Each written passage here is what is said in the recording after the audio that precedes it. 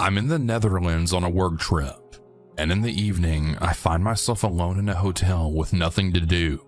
Like any self-respecting gay man, reading or watching TV seems like pretty unedifying pastimes when you've got free time. So why not compulsively throw myself onto Grindr for hours and maybe risk my life meeting some weirdo? I started chatting with this cute, nice young guy. He lives fairly far from my hotel, so we decided to meet halfway to get to know each other. 5 kilometers on foot, which I happily do because I like walking around new cities. Not knowing the local geography, I imagine pubs and bars, and instead I find myself in a rather lonely, gloomy part of town. We meet, and he's actually much better looking than in the photos. But if on chat he was friendly and nice, in person he seems pretty reserved and unsociable, which I chalk up to Dutch stiffness. I talk to him and he replies in monosyllables with no engagement whatsoever. The emotional and physical affective deprivation my parents raised me with has produced me, an insecure egocentric who has to be liked by the other person at any cost. If he likes me, my unconscious suggests I'll heal my narcissistic wound and finally be worthy of my mom's love. I perform my personal mating dance. He's sufficiently smitten. Out of nowhere, he invites me to his place, and I accept. We get to his place, another 5 kilometers away, right in the countryside, and my phone stops getting a signal. I don't know if it's a lack of coverage or if I just ran out of credit. The house is nothing like I imagined. It looks like the house of an old lady who collects doilies. He tells me the villa we're in was actually inherited from his grandmother, and he's been living there alone for several years. He shows me what he's cooking in the kitchen, a nauseating, watery stew that I hope he won't offer me. He takes me into the living room. We sit on the couch and he loosens up a bit.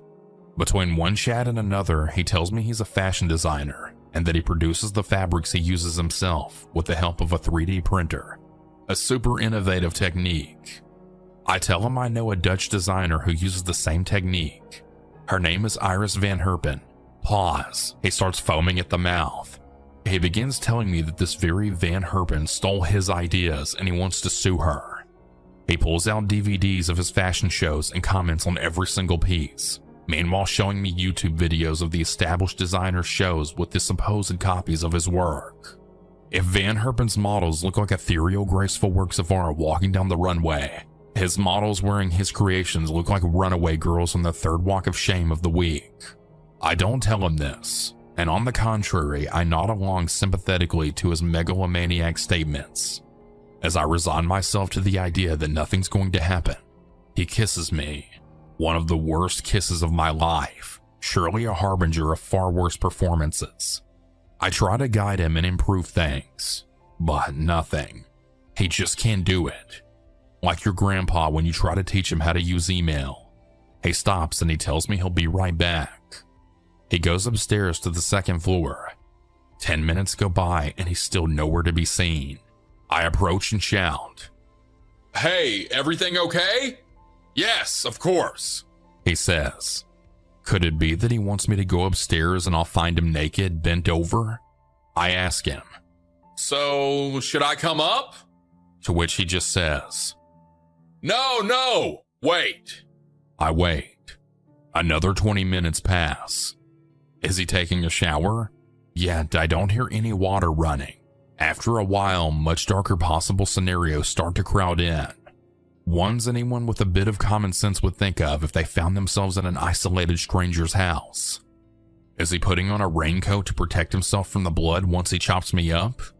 Is he sharpening an awl with which to carve red rum into my belly after chaining me to the fireplace? I decided to make a run for it. If the idea of being murdered by a stranger has just barely surfaced, the doubt turns into certainty when I realize that the door we came in through is locked. Oh my God, I'm going to die. I go to the kitchen where there's another door, and that one's locked too. Oh crap. I go back to the living room and meanwhile scan the place for possible escape routes. In a dramatic flash forward, I picture myself throwing an armchair through a window and then jumping out and running away, or finding a flashlight in the bookcase to send Morse code distress signals. After about 50 minutes, he comes back downstairs impassive. "I want to have sex with you," He adds without any emotion. I've completely lost the desire. I'm genuinely convinced he's going to kill me. I tell him that I have to go home and that it's late.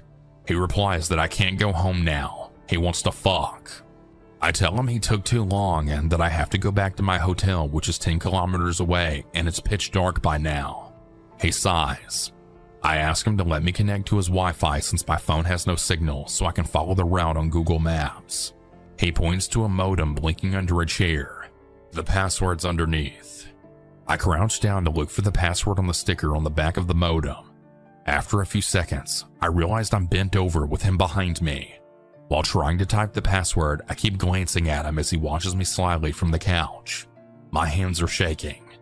At a certain point, I see him lean forward from the couch to grab something behind a piece of furniture, an object I can't see, and that I decide it must be a weapon to knock me out. I jump up, grab a lamp, brandishing it, then telling him, "Let me out of here." He looks at me surprised. "If you want to go, go."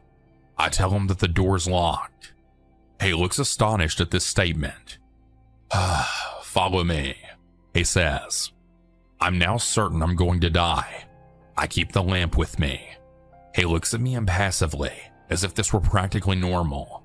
I follow him and we go into the kitchen where the nauseating stew reigns supreme, and he tells me the keys are there.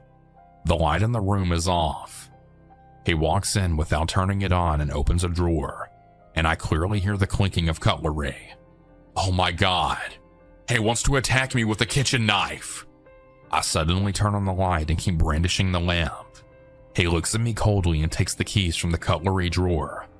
We head toward the door, and as soon as I'm outside, I run like hell, all while the lamp is still in my hand. It takes me 2 hours to get back to the hotel. As soon as I enter my room, I open my laptop, and since his first and last name were visible in the fashion show he tortured me with, I block him on Facebook, Instagram, LinkedIn, etc. Years later, this encounter unsettles me so much that every now and then I Google the city name, fashion designer, and killer, sure that sooner or later he'll kill someone. I'm left with 2 questions. What did he do alone on the 2nd floor for 50 minutes? Was he actually preparing the post-coital crime scene? Did he take Viagra and wait for it to kick in? What was he trying to grab from behind the piece of furniture? A weapon? A portable Wi-Fi hotspot for my dead phone? A dildo? Unfortunately, I don't think I'll ever know.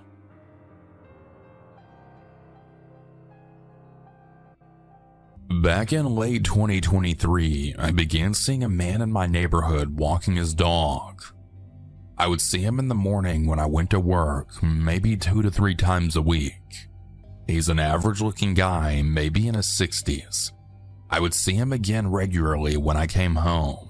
Since I worked an 8 to 5, I didn't think much of it, just assumed we had similar schedules. He always wore the same blue jacket.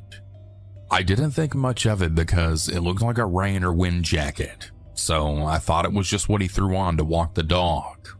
He would stare a lot when he walked by, but again, assumed maybe he was just a lonely guy and didn't think too much of it. One day I asked him if he had got the end of the year letter from the HOA, and he seemed confused. I repeated myself, and he said that he hadn't received anything yet. Wrote this off as well because I assumed that he was just caught off guard. I had been seeing him daily for months, but we never spoke. He genuinely seemed shocked by me speaking to him. I told him to keep a lookout for it, and he just stared and went back to walking his golden retriever. I began seeing him even more after this. By Christmas, I was seeing him at least once a day, if not twice.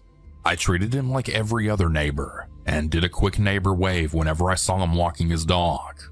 In March, I had separated from my husband. He moved out and took the dog.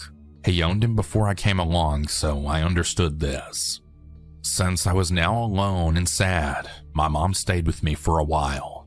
She doesn't work, so she would be at my house during the day while I was gone.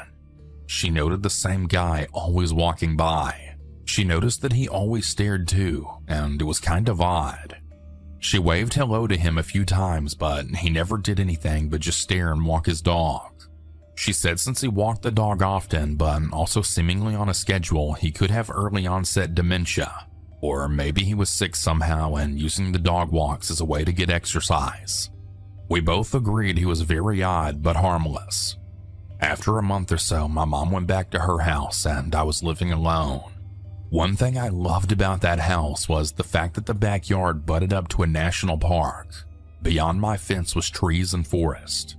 After my husband and dog left, I would be sitting in the backyard and hear what sounded like footsteps. It was almost always late at night when I'd be sneaking out for a late night cigarette before bed. I was drinking a good amount at the time, so I figured 1, I was paranoid, and 2, I was probably hearing raccoons or opossums in the woods, and 3, having the dog before would have scared off any critters. It didn't happen every night, far enough apart that I was able to write it off, but I couldn't shake the feeling of being watched. My fence had horizontal planks rather than your more standard vertical style. There were gaps you could see through if you were right on it. I looked over the fence in the daylight for a sign of anyone back there. The national forest kept the fire break cleared between the edge of the park and the back of the homeowner's property, so it was difficult to tell if anyone had been there or not. I'd started noticing lighters and cigarettes missing from the backyard. I would swear I had an almost full pack going to bed, but when I'd check the next day, it would be half empty. I wrote this all off due to my heavy drinking. My cousin started coming over and helping me do some handiwork around the house on the weekends. The neighbor guy in the blue coat would walk his dog every day still. He would now stop and watch my cousins from the sidewalk as they did work at the house. He would let the leash out for the dog to come up to them, but they didn't pet it because it smelled awful. I told them the theory my mom said that he was sick and weird, but harmless. They didn't agree, and the next time he let the dog into the driveway, my cousins had told him to screw off. From what they told me, he just stared at them for a while, then walked off. From then, the man would still stare, but it was even creepier now. When I would drive by, he would stop and watch me, as in physically turning his body to follow my car as I went by. I would always wave as if it were any other neighbor, as I always did, and he didn't flinch. Around June, a friend of mine moved in. She was going through a divorce as well, and I was happy to have someone to hang out with after work. We had a lot of fun drinking and burning fires in the fire pit. And it began again. The sound of footsteps in the woods. We were both drunk, so we ran inside and just laughed it off. This happened a handful of times over the next few months. I would hear things more often when I was alone. My roommate split her time, so she was never with me on the weekend. She had noted the creepy guy with his dog. He seemed to be walking his dog when I left for work, around 7:30, and again when she was leaving for work, around 8:30. He would let his dog out to her daily, and she would pet the dog at first. She stopped because the dog smelled so bad and the man never spoke. He just stared. She started being creeped out too. She said he seemed friendly enough until she stopped petting his dog and his stare shifted to being mean too. He began stopping to watch her drive by as well. Then one day I saw it. I saw him down out past the entrance of the neighborhood and at the tree line to the forest. He was clearly walking into the woods. That's when it clicked. Why did he wear the same clothes every day? Why he seemed to be there with his dog every day we left the house? Why did they smell so bad? Why I was hearing things in the woods? I almost began to panic. Surely a man isn't living in the woods watching me, right? Surely this man hasn't been watching me through my fence for almost a year at this point. The whole time this was happening, the house next door was empty. It was a rental and the previous tenants left and it sat. I started thinking back, and I began seeing the man sometime after the previous tenants moved out. I tried my best not to panic and started looking into trail cameras to film behind my fence. I told my roommate about my theory, and she said I sounded crazy at first. She jokingly started yelling out for him to go away and leave us alone. Then we finally started hearing footsteps in the woods at that moment and then ran inside. Before I could even order a camera, they had rented the house next door. It was just days after I told my roommate what was going on. A family with a dog and 2 kids had moved in. The last time I saw the man walking his dog was the morning the family moved in, because I came home from work to see the moving truck. When I introduced myself to the neighbors, I had asked about the woods behind the house. They didn't have a fence. I asked if they found anything back there, and they said they did, but it was just random junk they threw out. I didn't say anything more. I really contemplated telling them, but I figured I would sound insane. I believe this man was living behind their house and watching me through my fence. I never had cameras in the backyard, so I can't say for certain if he ever crossed the fence. Since I never saw him again, I decided that his cover was blown and he had moved on to watch other people. I stayed in that home until October 2025. Literally never saw that guy ever again after that day. This is quite a long one, so apologies that it may take a while to tell. I do have to give a little bit of context also. I'm a 22-year-old female, but the story took place when I was 21. I live in a small town and I work in a pub in the town center. 2 pubs, 2 small shops, and a bank. On my walk home, I walk past one of the shops, which also has a small bus shelter next to it. Buses run every hour-ish, but none run after 8 p.m. After that, it's just residential housing and then my house near the end of the road. All in all, from my job and house, it's about an 8-minute walk. My town is usually dead after 10 p.m., as everything is closed, and I would genuinely say it was relatively safe. I never had a problem with walking home alone. This incident happened on New Year's Eve going into New Year's Day, so the pubs were open later. I finished my shift at about 1:30 a.m., and me, my boss, boyfriend, and 2 other coworkers went to the pub next door for a drink before we went home. It was about 2:30 a.m. when I realized what time it was and that I needed to get home. My boyfriend lives on the other side of town, and I wasn't staying with him that night. My boss insisted on driving me home, and I kept insisting that he stay as everyone else was enjoying themselves and talking about the Christmas period we had at work. Same with my boyfriend. He insisted on walking me home, but I was adamant that I was fine, and it was literally less than 10 minutes. Anyway, after a lot of pushback, I told them I was walking home. I really enjoy walking without headphones, having a cigarette, especially after a shift, because it genuinely is so silent and peaceful. I didn't pass or see anybody until I got to walking past the shop. Like I mentioned previously, there's a small bus shelter next to it, and as I got closer, I realized there was a man sitting on the bench in the bus stop. Bear in mind, it is nearly 3 a.m., and even the pub we were at wasn't actually open anymore. They just let us in because we worked at the other pub. I didn't really think much of the man, but as I got closer, I realized I had served him at my shift earlier on in the night. He looked up as I was walking, and I realized he was sniffing some sort of drug from his keys, most likely cocaine. I didn't actually know who he was, and still don't, but he didn't seem threatening. He just looked like he was kind of chilling, I guess. Probably not the best choice of words. He did meet my eyes though, and I was actually walking past the bus shelter. He said something along the lines of, "Sorry, darling, do you have a lighter I can borrow?" I was smoking as I was walking, so he knew I would have one.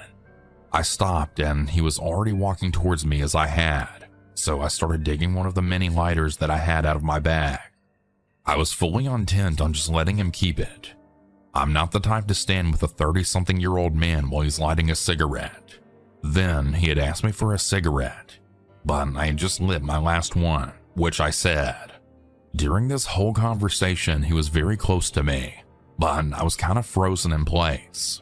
I'd realized that I'd stopped and was standing with a man in a dead street where nobody was around. I was still in the part of town where there isn't housing for another couple of minutes, and if anyone had come out of the pub, I was too far away where they wouldn't have seen me. I just started mumbling something like, "Hey, just keep the lighter, I've got to go." But this man, who I had only spoken to for about 20 seconds, told me, "Wait, just stop a second." and when my feet had started to turn to walk away, I stopped again. Side note, I know I should have just walked away, but I thought maybe it was innocent enough, and I didn't want to give a reason to provoke him if I had just walked away from him. This time his demeanor switched, and he wasn't very polite to start with. But it's like him telling me to stop made him realize that I was a young woman walking alone at this time of night. I genuinely still get chills thinking about what he said. He looked me up and down, then he said, "You know, I've been real angry, and I've been waiting for someone to hurt all night. You shouldn't be walking around here alone." My legs literally turned to jelly at that moment. I didn't even know if my phone was in my pocket or in my bag. I looked around and then said, "I'm not alone. My boyfriend is waiting for me around the corner. I will be with him in a minute." Then smiled. Just a barefaced lie. My boyfriend was still in the pub and had no clue that this interaction was going on. I thought maybe I should walk back and go back to the pub, but I just decided not to. My house is closer. The man smirked as if he knew I was chatting absolute bullshit, and he would walk with me to meet my boyfriend. There was no boyfriend waiting for me around the corner. I kept saying there was no need, but he was literally on my tail, rambling about how I don't understand him, I don't get it, I need to walk with them, that he wasn't going to hurt me. And this whole time I kept thinking he was going to grab my hair or pull me to the ground, and that any minute he was going to realize there was no boyfriend waiting for me.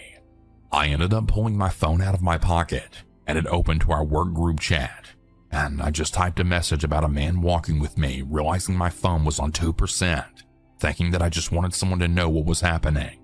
I didn't dare go to call my boyfriend. This guy had started mumbling about how I wasn't listening to him. By some miracle, when we turned around the corner onto my street, the guy didn't realize my boyfriend wasn't there, or maybe he did but didn't say anything. He did up his behavior though, and he started spewing the most perverted stuff to me, saying, "You're such a pretty young girl. I bet your boyfriend doesn't know how to handle you." The whole time I wasn't speaking, just speeding up and checking my phone discreetly. I realized that he was going to know where my house was, so I just thought, I'm going to have to pretend one of these houses are mine. Otherwise, I'll be leading him right to my house where my dad would be asleep at the back of the house, none the wiser. All of the houses on the street had a small gate and footpath leading to the door, so I chose a house with the light on and opened their gate. I turned to the guy and then said, "This is my place. See you later. And thanks for walking me." Then closed the gate behind me. I ran up to their door and shoved my key into the door that wasn't mine and prayed that this guy would leave and wouldn't wait for me to go inside the house. Thankfully, he didn't, and he started stumbling in the opposite direction back down the street away from where my actual house was. And what I thought was my only chance, I opened this gate and sprinted home. This guy clocked what I was doing instantly and started walking in my direction. By the time I got to my house, he had either not caught up quick enough or had given up. When I put my key into the door, I realized my dad had left his in the door internally, meaning I was locked out. I got my phone out and realized it had died by the time we were walking, so I just started banging on the door, and luckily, my dad let me in after a couple of minutes. And that was it. But it was absolutely terrifying. I haven't walked home alone since, and my boyfriend was so upset that he didn't push more and let him walk me home. Thankfully, I'm okay, and nothing physical happened to me.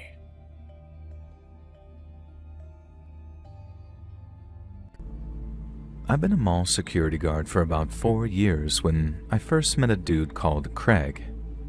Guarding was something that I fell into around 2009 when the job market went and pooped its pants. The pay was okay, I didn't mind working nights, and some of the store clerks used to work us into their 20% employee discount, which was awesome. All my coworkers were pretty laid back too, including the boss. They were just regular guys bringing home a paycheck who didn't go looking for any trouble.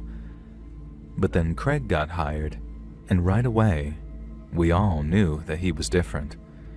Craig was a short, balding dude with glasses who was either at the end of his 30s or the beginning of his 40s. And word had it that he'd been a security guard ever since he dropped out of high school, and that meant for a while. But you'd never have guessed it from just looking at the guy. He was shy, quiet, and didn't strike me as someone who could handle himself if things got physical. But our boss said that he'd gotten amazing reviews from his references and hadn't taken a sick day in almost 6 years straight. Now, I guess you can't train that kind of a reliability into someone, and you gotta snatch it up where you can find it. So Craig got the job, and it wasn't long before I was working shifts with him.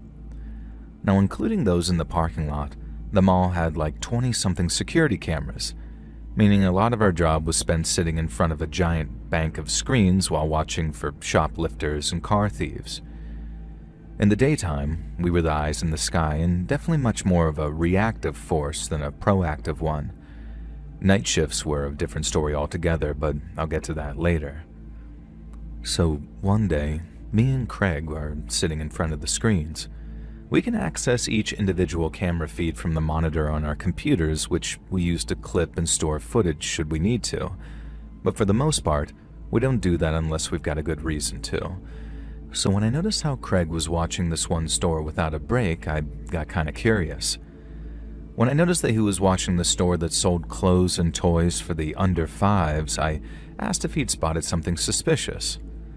Now, it's kind of sad, but that store was one of the biggest shoplifting spots in the whole mall. I guess the junkies figured out that formula and baby clothes sold fast over at the Hundreds block, so it became a real problem after a while. But then when I asked him, Craig switched over to the camera feed of another store and sort of said something like, "Oh, never mind. It was nothing." Now, I didn't pay it much mind at the time. I did the same thing myself from time to time, but then that same shift, about an hour before clock-out time, I caught him doing it again, and that time he just straight up denied it. Now, I said something like, "Watching the baby store again, huh?" And then he just sort of flicked over to another store again, saying, "What? No." Now, I somehow got into my head that he had some crush on the girl who worked there, and in all fairness, she was cute, so it did track. I also thought that I had a little theory confirmed when I teased him with the prospect, and he turned as red as a stop sign. Now, I said, "You are into her, aren't you? You gonna ask her out? Come on, do it, dude. Don't be a wuss." He didn't get mad or anything. He just told me to stop while trying to keep a grin off his face. I left him alone, but not enough being like, turns out you're human after all. You're alright, kid."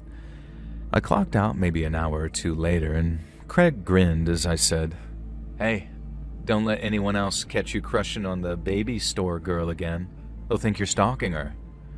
Over the next month or so, I was on a sort of string of night shifts watching the mall overnight, and 2 of those shifts were spent with Craig. I didn't see him as creepy robot anymore, just a quiet guy who focused on what was in front of him. But I did give him hell about not asking the baby store girl out yet. I told him to live a little, because the worst she could say is no. It's not even like he had to go anywhere near the store during daylight hours either, not unless it was an emergency. But still, all he did was grin and tell me to just buzz off. Now, night shifts were different to days in that we actively patrolled the mall complex once every half hour. Now, one guy would leave the office and take a walk around, while the others stayed behind to watch his back from the screen bank. We wouldn't always keep our eyes glued to the screens, not unless the walker called on the radio. So as Craig was walking around the mall from the 2:30 a.m. patrol, I wasn't paying attention to what he was doing. And not until I happened to look up and see that one of the store's shutters had been partially opened. Now, right away, I radioed over to Craig saying, "Dude, one of the stores is unlocked."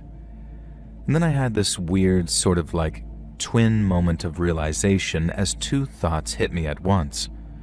Craig wasn't answering his radio, and the store that was open was the baby clothes store. Now, right away, I'm thinking, uh-oh, Craig's in the baby store, mainly because we were not allowed to just walk into the stores after closing time, not unless something serious is going down.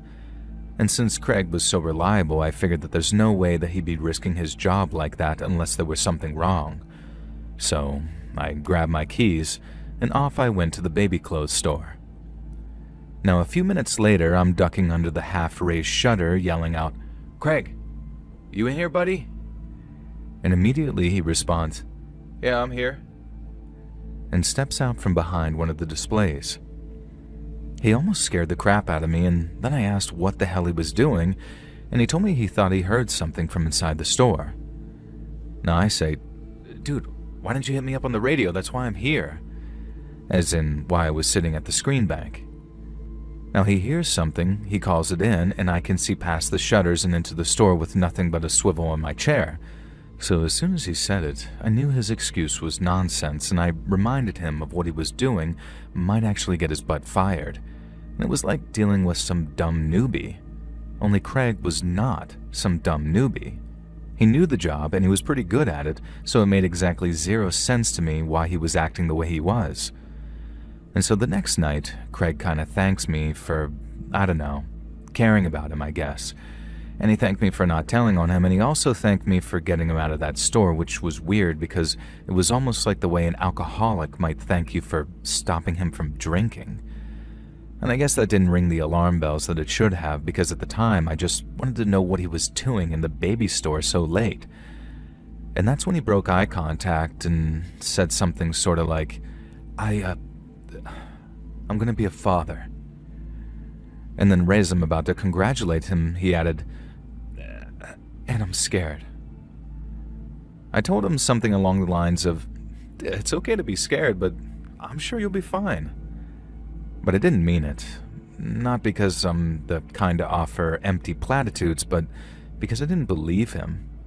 I'm not saying that I have a particularly advanced bullcrap detector or anything like that. I just don't care how quiet a guy is. If his wife or girlfriend is pregnant, he complains to his buddies at work about it. Even if Craig wasn't the type to complain about it, I didn't buy him not bringing it up before that moment when I confronted him about that store. And I didn't all the way confront him, as in like I didn't call him out on complaining that he was going to be a dad. I just knew that from then on that he was hiding something, or at least he was maybe hiding something. It was just enough to affect my opinion of him until I knew what that thing was, and when I found out, it was almost like a bomb going off. Craig acted nice and normal for the rest of the time we worked together. I didn't catch him staring at stores, and I didn't catch him in any stores after hours either. He was just Craig. Quiet, weird Craig who lied about having a pregnant baby mama because the next time I asked about it, he totally responded to me saying, "Huh? Oh, yeah, she's fine," when I asked about her. Now, I thought it was weird as hell to lie about something like that, and I hoped that the real reason wasn't like sinister or anything. But that, as it turned out, was nothing but wishful thinking. And on a day when I had to do night shift with Craig, a friend of mine sent a message to the Facebook group chat we shared. Now, the first notification read something like, "Chris sent a video," and then the rest were him sending things like, "Oh my god, LMAO, check out this loser freak." And he used to send tons of stuff like that to the group chat. Weird videos or memes and all that kind of stuff. And so sometimes they were really funny, and other times they made your skin crawl. In this case, the video was most definitely of the skin-crawling variety. When I opened it, all the camera showed was what looked like a kid's room. And then out of nowhere, a grown man dressed as a baby walked into the shot and then turned towards the camera. He was wearing one of those weird baby hats, the bonnets, and some makeup, and had this almost oversized pacifier in his mouth. So at first I didn't recognize him, but he had to take the pacifier out to speak, and when he did, I suddenly realized what I was looking at. It was Craig, the adult baby now babbling about mommy and having a full die-die, and then pretending to cry, saying, "Wah, wah, wah." I remember closing the video, and then just standing there in my kitchen for a second or two, just not really knowing what to do with myself. Obviously, one of the thoughts going through my head was, that's why Craig was in the goddamn baby store. He obviously couldn't wear any of the clothes there, but knowing why he was interested in them made my skin feel like it wanted to crawl off my bones. But then my other thoughts involved stuff like, was Craig dangerous? Was he some kind of PDF file whose thing was dressing up like a baby? I had no idea. and it's not like I wanted to dedicate any brain power to it either. It made me feel uneasy and very queasy thinking about Craig all dressed up like that, but it made me even queasier thinking that I had to spend 10 hours in a shopping mall with him, completely alone. I ended up calling my buddy Chris, the one who sent the video, to ask where he'd found it and how many people he'd sent it to. He said someone from his job sent it to him and that he'd sent it to just about everyone he knew, with obvious exceptions for family. Now that meant the video was going around town, so it wasn't going to be long until Craig got recognized for being the giant man baby in it. And while a heck of a lot of people were going to laugh their butts off at him, I knew that there would be people that thought he was a predator and would want to hurt him.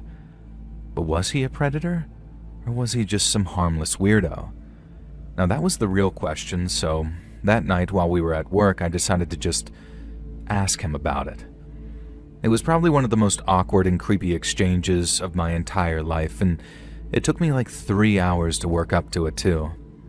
I wasn't scared of Craig, at least I wasn't physically intimidated by him, but if I confronted him on what was no doubt a deep, dark secret, what was to stop him from freaking out and pulling a knife on me or something?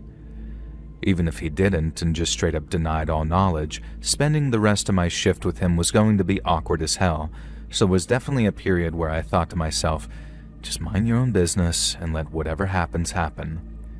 But I couldn't, and in the end, I asked him. The second I said, "Hey Craig, I saw this video today," he turned even redder than I had asked him if he had a crush. Now I cut myself off after the day and just watched his reaction to sort of gauge it, and I swear to God, Craig started sweating right there in front of me. I told him I figured that he knew which video I was talking about, but he didn't move and he didn't say anything. He just stayed sat in his chair, eyes locked on the screen bank, swearing and shaking like he was coming down with some fever. I guess I didn't really know where to go from there. He'd already admitted it silently, but it was an admission all the same. And I don't think I expected him to do anything but deny it till he was blue in the face. And so once I had the admission, I went to what I considered the most important question of all, which was, "Craig, are you a weirdo for kids?" And then, and only then, did I get a reaction. His head spun around and he says, "No, it's not like that, dude. I swear to God, I'm not." It was a very strong reaction and one that had a pinch of outrage to it, and not the kind of "please believe me" that you get when someone is lying to save their skin. Now, I guess I never truly know for sure, but in the moment, his answer, it rang true and I believed him, but that still left the question of what the hell was he doing making those videos? And I guess it might sound a bit weird, but I kind of backed off on wanting to know why. I mean, I could probably take a shot in the dark and it wouldn't be too far off, but even if I knew, it wouldn't change anything. Craig was weird. Really weird, actually, but as far as I knew, he was harmless, and I actually kind of liked the guy too, so there was that.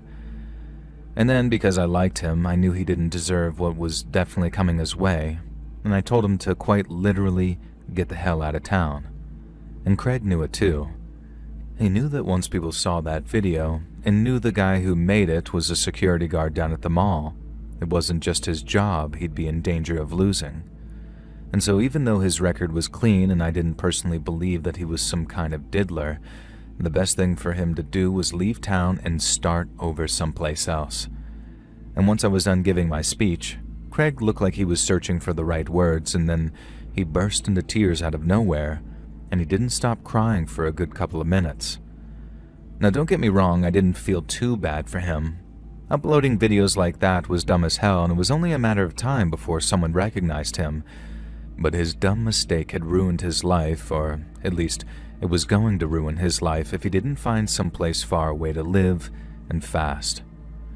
Well, that was the last I saw of Craig. When we clocked out, he thanked me for letting him know that his video was going viral, and then told me that I might not see him around much anymore. I told him I was sorry to hear that, but it was for the best. He needed a fresh start someplace else, and he needed to fix whatever needed fixing so he didn't feel the need to put that kind of crap online, because it was either going to get him hurt, or This was half the reason I felt very little sympathy for him. I felt like whatever his thing was specifically, it had the potential to turn into something dangerous. Like maybe he was telling the truth when I asked him if he wasn't some kid like her or not, but people change, right? For better and for worse. And a dude who dresses up like a baby and chooses to do so in some skimpy little diaper thing and not like a onesie, that stuff's gotta have the potential to get worse. I don't care what anyone says, and I say that as a father of 2 daughters. Craig was gone by the time everyone realized what he was posting. All our coworkers either got sent the video directly or they got told about it at work. And so Craig's reputation was just about obliterated come the end of the week. Our boss said it was good that he got the hell out of town because he'd have fired his butt if he tried to stick around. And there was a lot of hate towards Craig like that, and I get it. But all I really feel anymore when I think about him is fear. I hope he's doing okay and that he found a good woman or man or whatever and settled down, because one of the alternatives is that he didn't get himself together and he got worse. And then if he gets worse, maybe he'll do something terrible with a kid or a baby. And then it'll kind of be my fault for not taking him around the back of the mall and shooting him when I had the goddamn chance.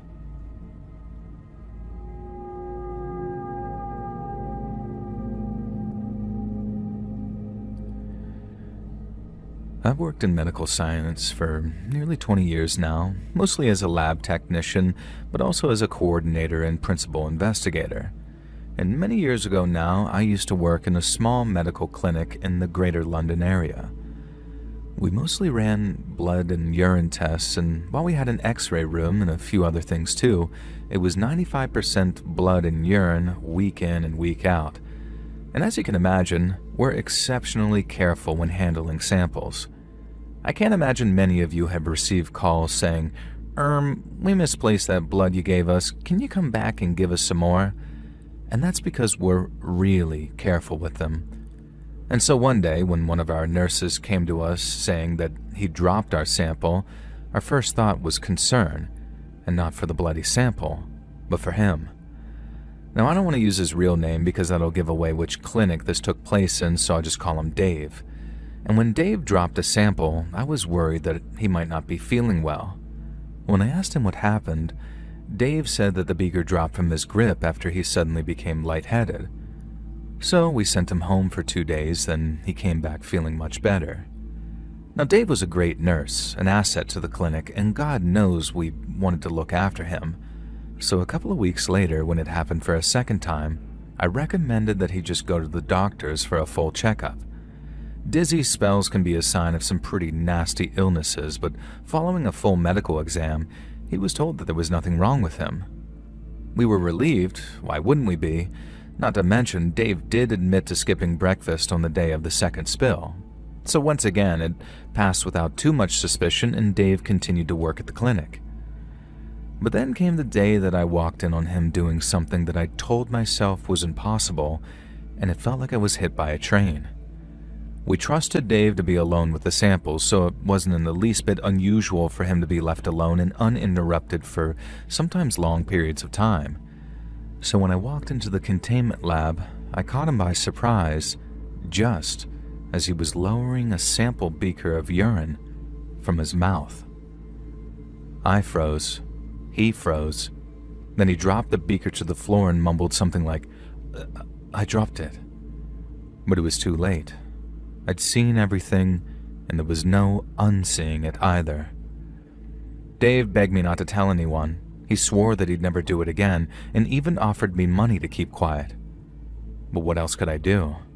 To say his behavior constituted gross misconduct would be putting it mildly, and we simply couldn't have anyone with such inclinations around the clinic. End of story. As you can imagine, it was quite a big deal, but all the General Medical Council was interested in was keeping it out of the papers. So when Dave just sort of disappeared, it suited everyone just fine. It was the end of our problem, but not the end of his problem, because procedure stated that we pass on what we'd learned to the police. Dave had broken laws pertaining to the mishandling of biological materials, which covers everything from blood to stool samples. It was unlikely that he'd be locked up. A first offense would get him a fine and suspended sentence at most, so we were told, but he'd never be able to work in the health service ever again. His life as he knew it was over. But to be fair, he probably should have thought about that before he decided to take a shot of piss right as I walked in. Now anyway, life moves on without Dave, and although we missed his skills and experience, we did not miss the feeling of knowing that there was someone like that working amongst us. I think it was like 6 or 7 weeks, long enough that we'd almost let the whole sorry episode slip from our minds, or at least I personally almost had anyway. And then one day, after driving home from work, a car pulled into my driveway behind me, having followed me home from the clinic to block me in. Now, I knew who it was the moment I saw the car. I'd seen that car almost every day in the clinic's car park for almost 3 years. It was Dave's car, and he had followed me home. He walked down my driveway towards me as I got out of my car, shouting at him to get away from my house before I called the police. Now, I made such a racket that my husband actually came out, and our kids watched from the front window as he walked Dave back up the driveway. He wasn't polite about it either, neither of them were, and Dave only started to back off once my husband had promised to bounce his head off the concrete. We reported him to the police, but since Dave was out on bail, there wasn't much that they could do unless they caught him in the act of actually threatening us. All they could do as it stood was warn him to stay away from me, or his attempts to do so would constitute harassment. But it didn't stop him, and things only got worse. It all culminated with Dave trying to drive me off the road one evening when I was on my way home from work. I knew I was in trouble from the second I looked in my rear view and saw his car in the road behind me. I just didn't think that he was mental enough to try and scare me in such a dangerous situation. I don't think he wanted me dead, or maybe he did, who knows. But if I think he really wanted to murder me, he could have done it with a knife come closing time at the clinic. However, that didn't make what he did any less frightening, because his reckless driving ended up with me careening off the road and into a ditch. I wasn't hurt, not too bad anyway, but I did need to go to the hospital to get checked out just in case.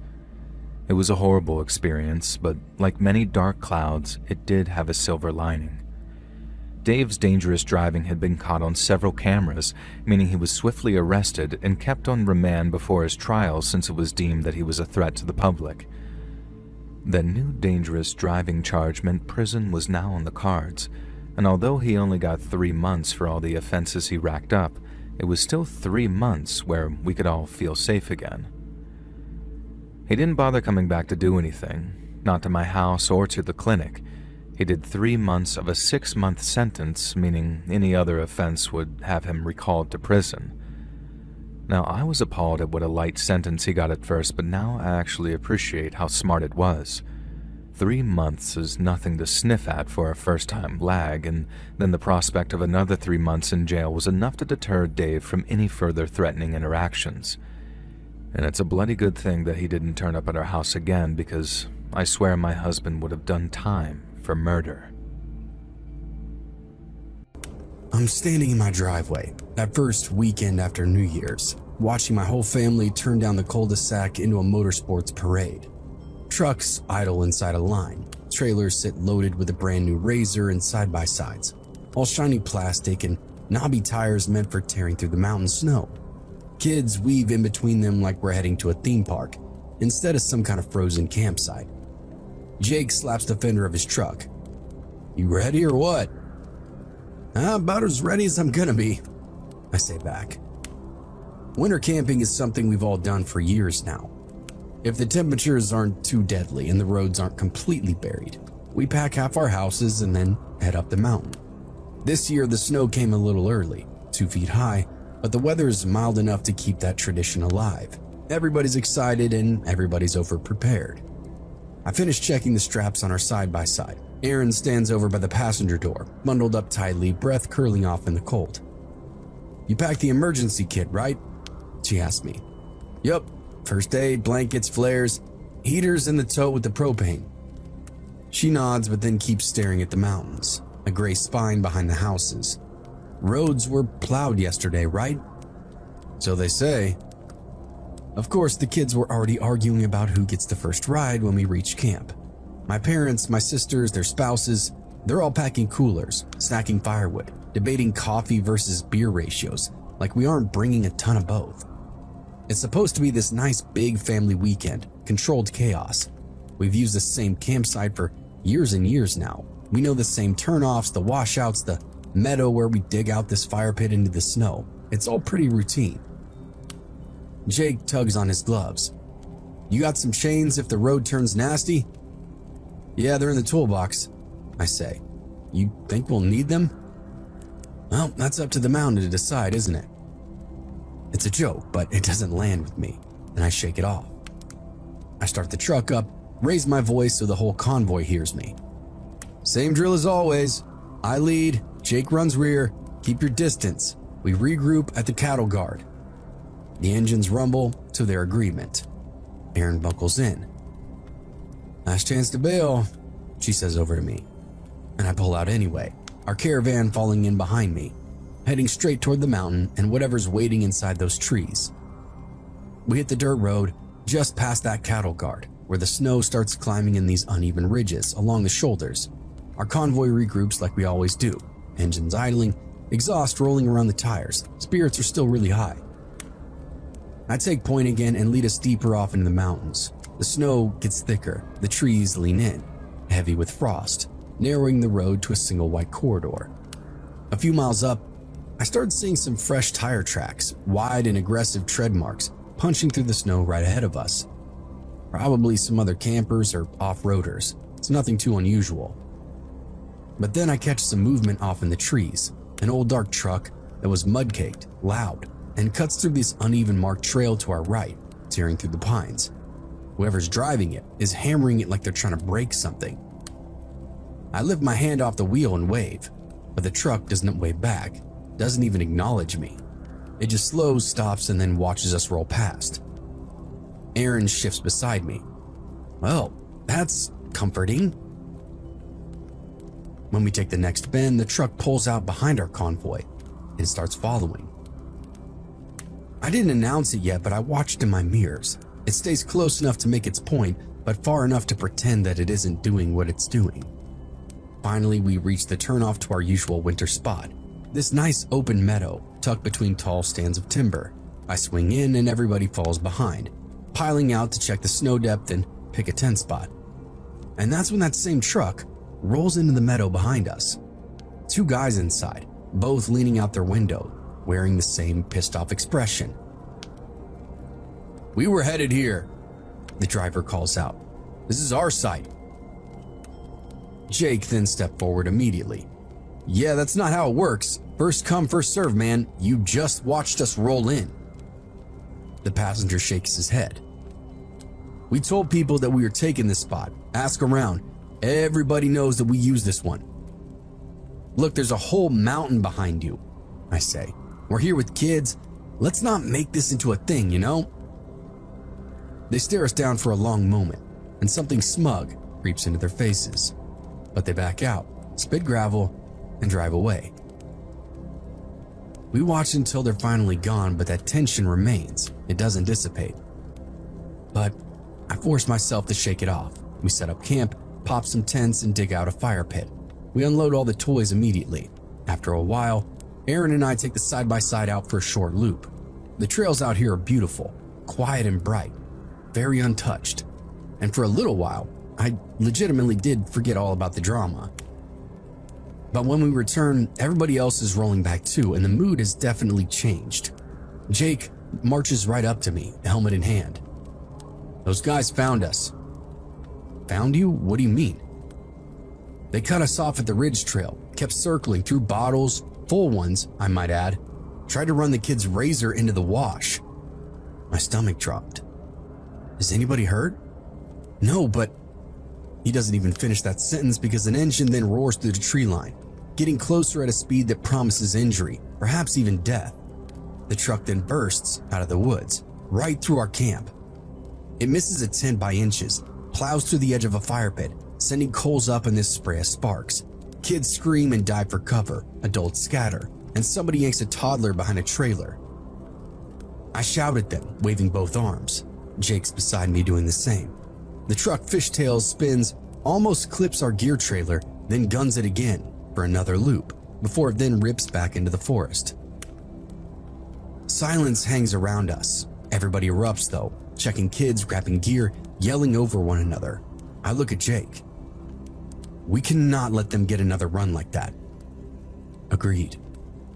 We load the kids into the trucks and the SUVs, lock them inside. Adults form this loose perimeter. Aaron and my sisters gather anything that can be turned into a projectile or flattened. My dad keeps saying that we should go, but the light is dropping fast and navigating the descent in the dark with the trailers is a gamble of its own. I try calling the Rangers, but of course, no signal, so I try again, and of course, still nothing.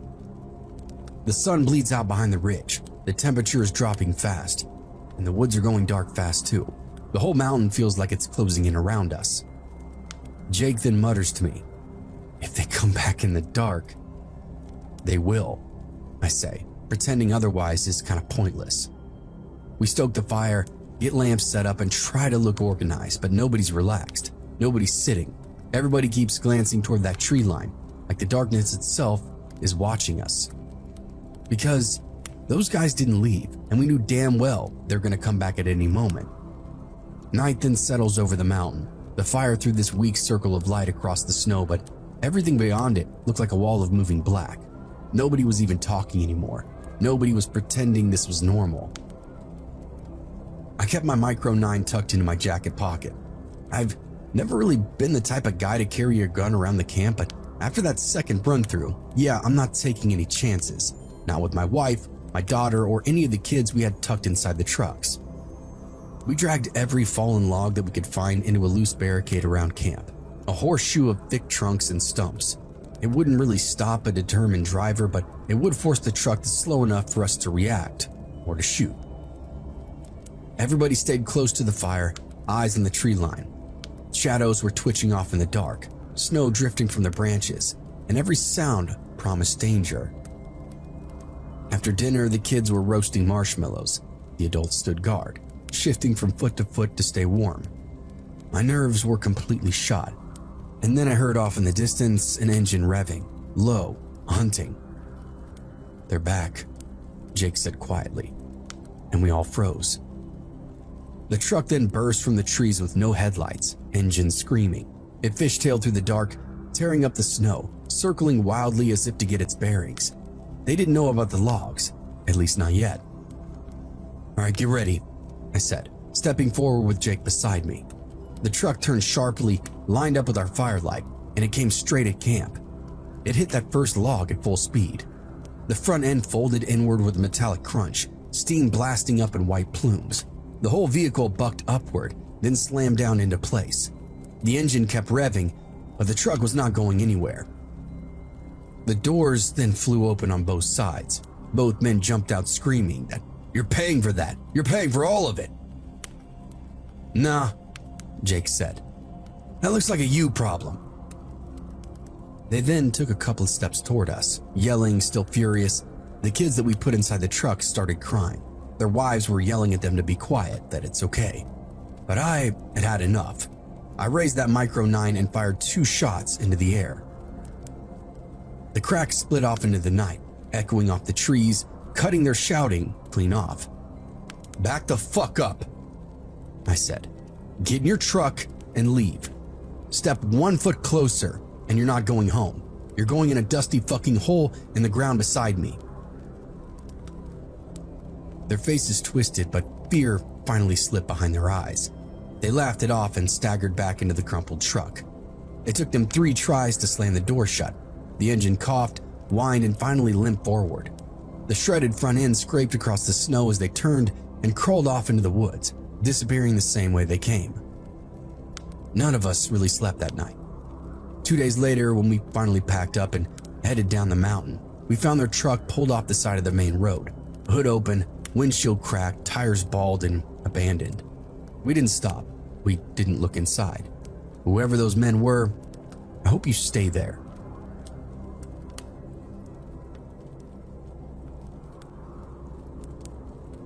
Back in college, I was 20 and broke and willing to believe anyone who said something with confidence. And that's exactly how I ended up on a mountain with 4 other people, half prepared and overly macho, thinking it would be a nice, cheap little getaway. It started with Marissa, my girlfriend at the time. We were in our drafty apartment, eating some leftovers and scrolling on our phones when she got a message from our friend Corey. Long weekend, Zeke says winter camping is easy mode. Wanna go?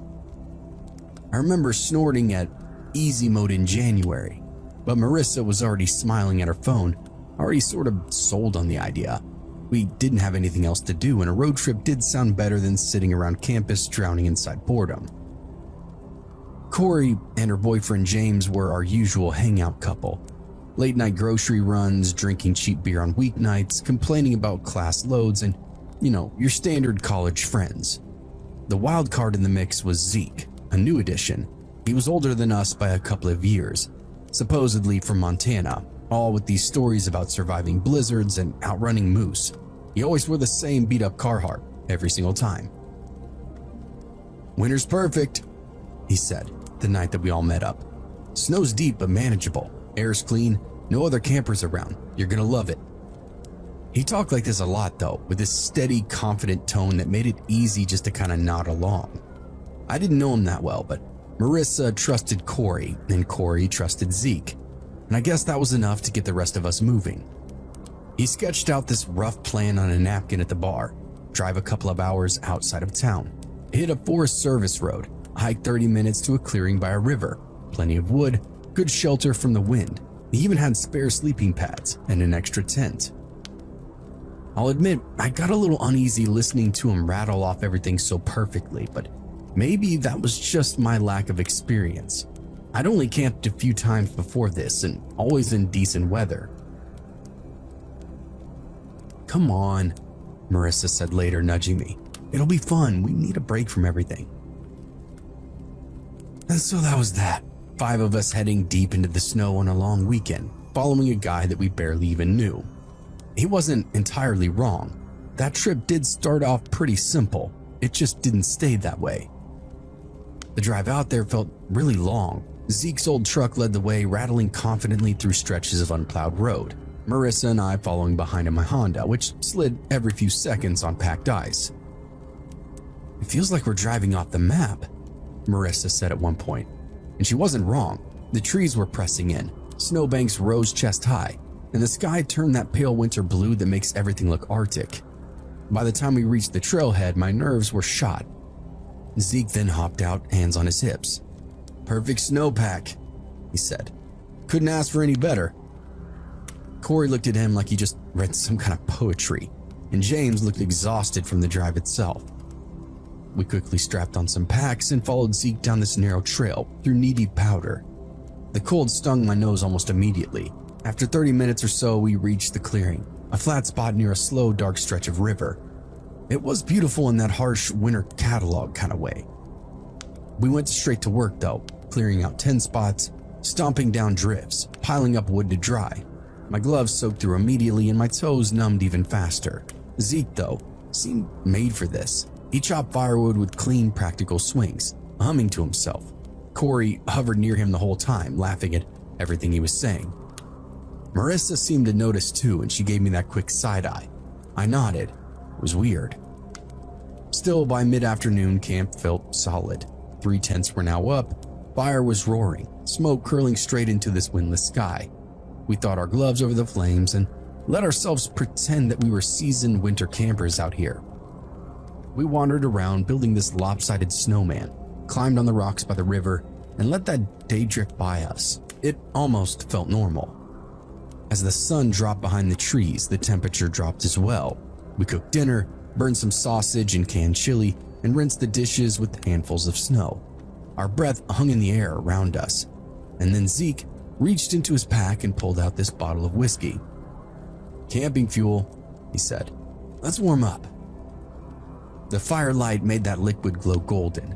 Corey howled, threw an arm around him, and took the first shot. James looked uncomfortable but drank anyway. Marissa sipped hers, and then I took the bottle, but flicked the neck behind a log when nobody was looking. I wasn't about to get drunk in sub-zero weather with no cell service, but Everybody else here was already sliding downhill fast. The more they drank, the more Corey clung to Zeke, leaning close, brushing his shoulder, whispering things that made him grin. James tightened his jaw and stared into the fire like he was trying to move it with his mind. Marissa kept shifting uneasily beside me. "This is getting messy," she whispered, and I agreed. The jokes got louder, the fire crackled higher, snow drifted in these nice lazy flakes. Zeke went on and on about blizzards that he'd survived, mountains he'd climbed, nights he spent alone in terrain that would kill softer men. And Corey was right there, laughing at every word. James finally stood up and muttered that, "I'm going to bed," stumbled into the tent without looking at anybody else. Marissa and I followed shortly after. When I zipped our tent shut, Zeke and Corey were still up, shoulders touching, still talking. Inside, the cold pressed in from every direction, our breath fogging the air. Marissa curled up close and whispered, "Something bad's brewing." And she wasn't wrong. I must have fallen asleep at some point because the next thing I knew, she was shaking my arm really hard. "Do you hear that?" At first, all I caught was scuffling, thuds, snapping twigs, heavy breathing, then shouting, then a sharp cry followed. I unzipped the tent, freezing air slapping me awake. The fire outside was blazing again, throwing this flickering orange light over the clearing. 3 figures were rolling in the snow, naked: Corey, Zeke, and James. "What the hell?" Marissa said. James was on top of Zeke, swinging wildly, screaming fragments of words that we couldn't quite make out. Corey was clawing at him, sobbing, slipping in the snow, drunk and hysterical. I rushed forward and grabbed James's arm, tried to yank him back, but his whole body shook. I heard them. Thought it was you two, then she wasn't there, she was in his tent."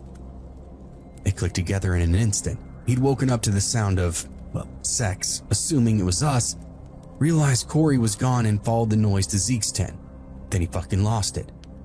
Zeke shoved him off, scrambling backwards, yelling to back up, while trying to cover himself with one arm. Corey sobbed even harder. I planted myself between them, yelling for everybody to stop, to breathe, to get their heads on straight, but nobody was hearing anything. For a moment, all 3 just stared at one another, drunk, shaking, and freezing, lit by the firelight. This whole scene in front of me felt unreal. James was the first to break. His breath came out in these ragged clouds. He staggered back when he finally realized he was barefoot and standing in a freezing clearing miles from anywhere else. "You know what?" he said, voice flat. I'm done with all of this. Fuck both of you." He didn't look at Corey, didn't look at Zeke either, just scooped up his clothes from where they landed in the snow and stumbled off toward the trailhead and disappeared in the dark. A minute later, his truck engine fired up, grinding, coughing, then revving. Headlights swept across the trees and vanished. And just like that, he was gone. The silence that followed after that was brutal.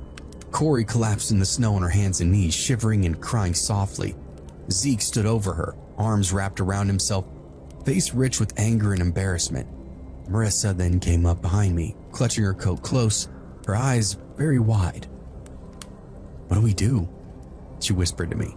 That was a great question that I did not have an answer for. Eventually, Zeke crouched beside Corey, pulling her up gently. She leaned into him without saying a word, still half sobbing, and he guided her toward the tent. They both disappeared inside without looking back. Marissa and I retreated back to ours, neither of us really sleeping, just kind of laying there in the cold, listening to the fire crack and pop outside, listening for footsteps that never came back.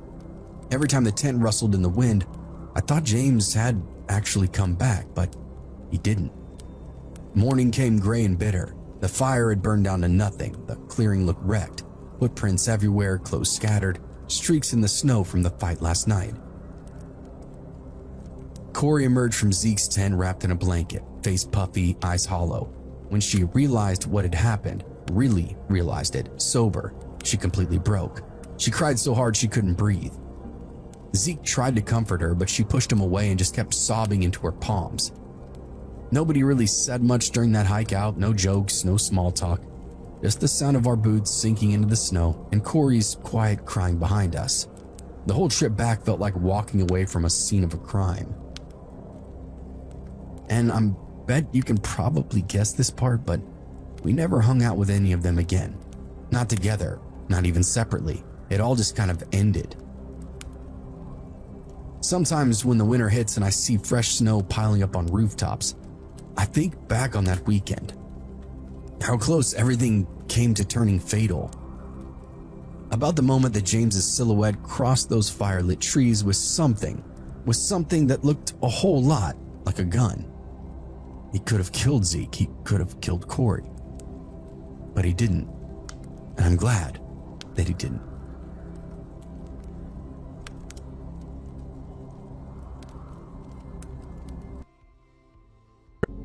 I work at a grocery store that I won't name in Detroit, and I work almost exclusively on the third shift, so thankfully I don't have to deal with customers, and I spend most of my time stacking shelves and doing busy work.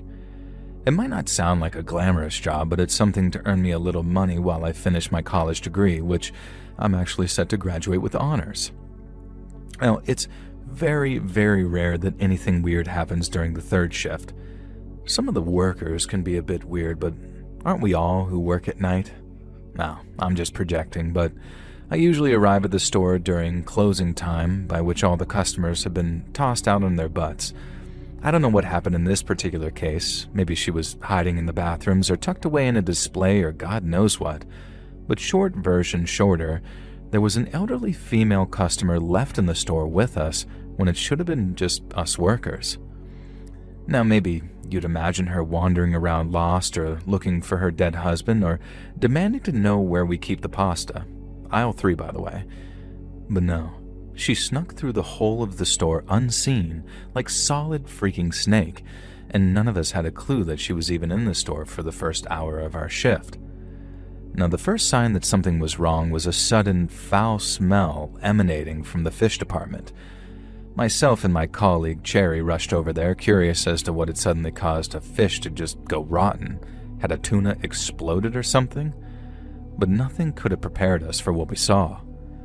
The old woman had crawled inside the iced fish display, which was actually due to be emptied by one of us at some point, and she was rolling around inside of it, tearing fish apart with her bare hands and somehow treating them like her worst enemies. We watched in horror and, I guess, kind of amusement. We could only stare as she saw the goddamn octopus sitting there, some kind of delicacy that they didn't port it in because God knows why. Apparently people eat these things, and squid. And she was muffled by the glass, but we heard her screaming something like, "There you are," at the octopus, and began trying to tear into it. Now, octopi are stretchy and pretty hard to just tear with your hands.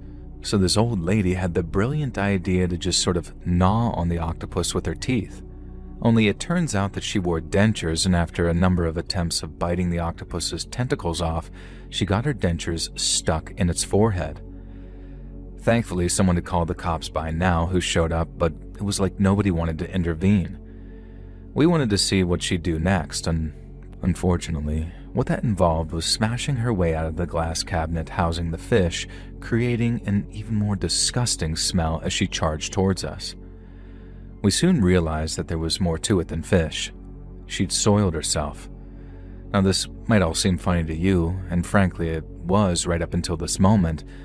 Then, covered in broken glass and bleeding profusely from shards, she lunged at Cherry, tackled her, calling her an octopus woman and accusing her of inserting eels into various orifices, and I think some troll grandson of hers had shown her some of the famous shock memes and it had just broken her brain. And the whole thing ended with the cops having to actually tase her and try to bring her down, but she was having none of it. She somehow withstood the entire taser blast. I guess it was pretty weak since they thought that she was just some old woman. And then she charged back to the fish counter, grabbed as much seafood as she could carry, and then jumped on Cherry again. Now, the next thing we know, she's trying to force an entire octopus down Cherry's throat while whipping me with some eel, and I know it sounds funny as hell, but it was honestly terrifying at the time. The fish were pierced with broken glass, and she was forcing broken glass down Cherry's throat, and she was pierced with broken glass herself, meaning that she was cutting Cherry up. And so here's the final kicker. The old woman wasn't an old woman at all. She was an old man who had made a living as a fisherman and lost his livelihood thanks to commercial fishing and grocery stores like ours switching from locally sourced produce. He had dressed as his wife because after he went bankrupt during the Great Fish Recession, she died of a heart attack, and he blamed just about everyone he could, but mostly us.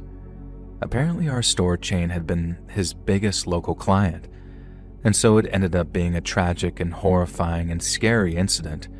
Cherry suffered severe damage and bleeding to her trachea, as well as some scars all over her body from the broken glass. And the store managed to keep almost all mention of it out of the papers, and the poor psychotic fisherman was taken away to spend his remaining years in psychiatric care. I still work at the grocery store on third shift, but hopefully not for much longer after I graduate. Cherry's doing just fine now, but we all insisted that we were not willing to stock imported octopi in the fish counter from there on in.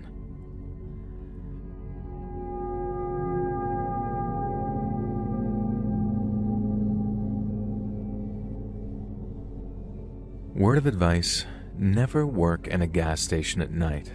This might sound kind of dramatic, but I'd rather crawl over broken glass, work down in the sewers, or be Hassan Piker's dog than work night shift at a gas station again. Maybe day shift is better, but my a-hole boss, who I really want to call a slur but don't want to get you demonetized, forced me to work night shift and night shift only. I was a 22-year-old high school dropout who'd spent 6 months in juvie and bounced from foster family to foster family, so I guess I was lucky enough to find work at all. But good God, I am very sure that it wasn't legal to force a 22-year-old to work 5 night shifts a week every week without ever changing to day shifts. And there were a lot of things about Gary's gash and groceries that weren't strictly legal, but I'm not a rat, and Gary's been buried in the ground for nearly 20 years now.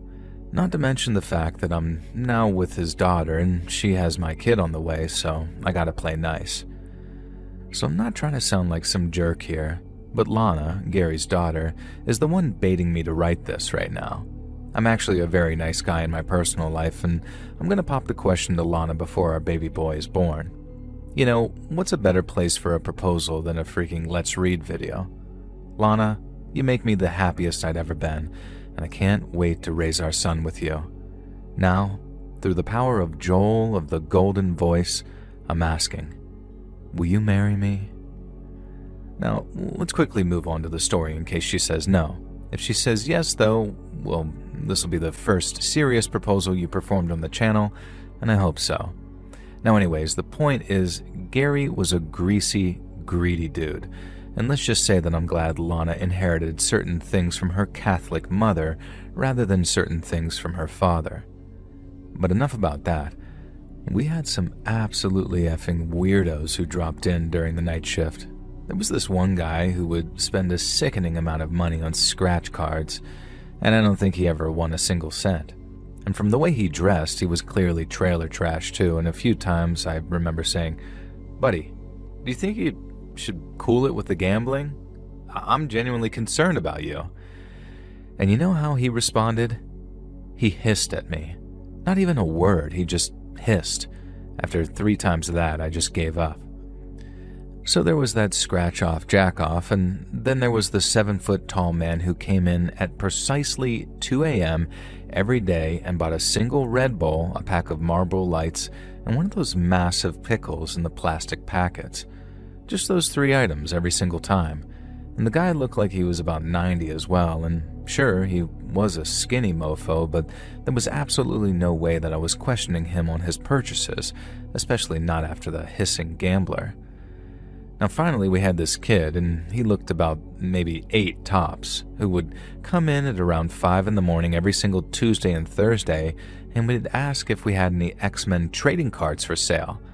And I explained to him every single time that we didn't sell trading cards of any kind, but that didn't put him off. He'd be there every Tuesday and Thursday like clockwork, and when I told him no, he looked so upset and despondent, really. And so one day I went to the local comic shop and just got like 6 little packs of X-Men trading cards. And when the kid came in next, I presented him with the packs because surely one of them was the right brand that he was looking for. And the kid looked at the pack of cards, called me a retard, and then threw the packs back at me and stormed out. Now, to this day, I have no idea what I did wrong. The guy in the comic store told me that these were all X-Men trading cards that existed, but I guess I really don't know what I guess, but I never saw the kid again anyway, and that was kind of a relief. And I'm pretty sure that in the future, someone met this kid, and he was the inspiration for that Duck song about the lemonade and the grapes, and if you know, you know, Google it. Now, speaking of kids and short people, it's time to start the creepiest of these stories.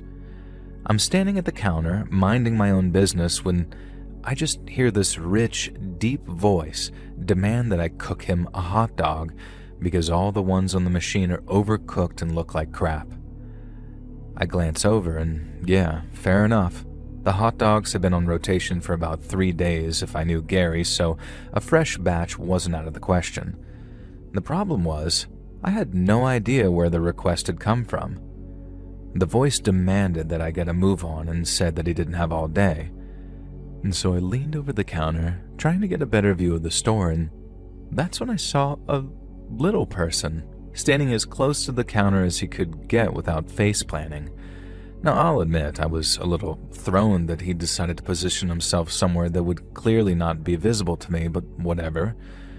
Now, I apologized profusely and said that I had no idea that he was a little person. And the guy just sort of harumphed and huffed and said that calling him a little person was deeply offensive.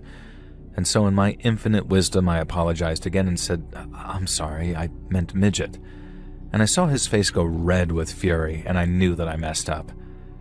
Now, I scoured my mind. What else did small folk like to be called?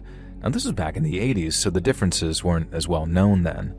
And the man explained that he had dwarfism, and so obviously I should refer to him as a dwarf. Now, fair enough. I have no problem with that, and I will refer to people however they want. I guess the thing that riled me up is that during my first time in juvie, I took an extremely nasty acid attack to the face, and it left me permanently disfigured and blind in one eye, so I clearly wasn't so intentionally ableist against people with different body types, but that's neither here nor there. I told the dwarf that I would happily make him a new hot dog if he'd head over to the machine with me so I could cook the wiener to his perfect perfection. And somehow, of course, this managed to offend the fella tremendously again, and he began screaming at me in what sounded like a Shakespearean monologue about how he shouldn't have to move, and it was my job to go and cook him a hot dog with all the trimmings and blah blah blah. No, actually, it wasn't. It was a self-service hot dog machine, but I wasn't going to argue. I told him that I'd head over and cook him up the best hot dog he'd ever had. Now, the dwarf replied by saying that it was too late now. I'd screwed everything up, and it was time to face the consequences. In complete shock, I watched as the little man rose to his full height of around 6 foot. At the same time, he reached into his jacket and pulled out a sawed-off shotgun. He told me that if I went for the panic alarm or anything like that, he'd blast a hole in my chest the size of a foot-long hot dog. And you know what? Screw it. Screw Gary. I wasn't getting killed over a job that barely paid enough for me to live and forced me to work 5 nights a week at Gary's. And I told the now 6-foot dwarf to chill and emptied the register for him. He filled a bag that he'd produced from nowhere and gave me a very cruel smile and just strutted out of the gas station. Or he almost did. For some reason, he paused to unload a shotgun round into the hot dog station and blasting that thing into pieces, leaving my ears ringing, and then he left. Now, my heart was pounding harder than it had when I'd done 4 lines of, well, never mind. Immediately, I pressed the panic button and I called 911 for good measure. Screw Gary. Those cops could actually wake him up. And so when the cops got here, we discovered a bunch of things. 1, Gary was too cheap to actually buy an outdoor security camera, so that one was actually fake. And so we had absolutely no footage of this fake dwarf leaving the premises. However, the interior cameras did work and I was able to see how he'd tricked me. He'd been kneeling on shoes, positioned in a perfect practiced pose, so I had no chance of seeing his real legs. This explains why he didn't want to accompany me to the hot dog machine, though. And hilariously, this fake dwarf had been the suspect in a bunch of local robberies. He'd never fired his weapon before, and you know what got him caught? The fact that he took the time to shoot the crap out of that hot dog oven. Now, they were able to trace that buckshot of the gun to the owner and get his ass busted. He'd robbed enough places that I'm pretty sure that he'd actually die behind bars. What a shame. And as for me, I got my ass absolutely chewed out by Gary for handing over the cash and not risking my life by grabbing the baseball bat under the counter. I quit on the spot. I got my life together and I went back to school. I graduated, then got a degree, and some years later I met a woman that I fell head over heels for. Now imagine how shocked I was when I discovered that she was Gary's daughter, and hated him even more than I did. We originally bonded over drinks, where she shared our glee that he was dead, and now I know I sound like an ass, but you didn't know the man. He wanted me to die rather than hand over $200 or so to a fake dwarf. Screw Gary, screw the fake dwarf. I work in a very lucrative field now, and my life's freaking awesome. And that's why I'm writing to another awesome person, you, Let's Read, and I hope you enjoyed my story of a bunch of weirdos, at least one of whom nearly murdered me, and if you didn't, well, I know people who will shove a hot dog where the sun don't shine. Have a beautiful day.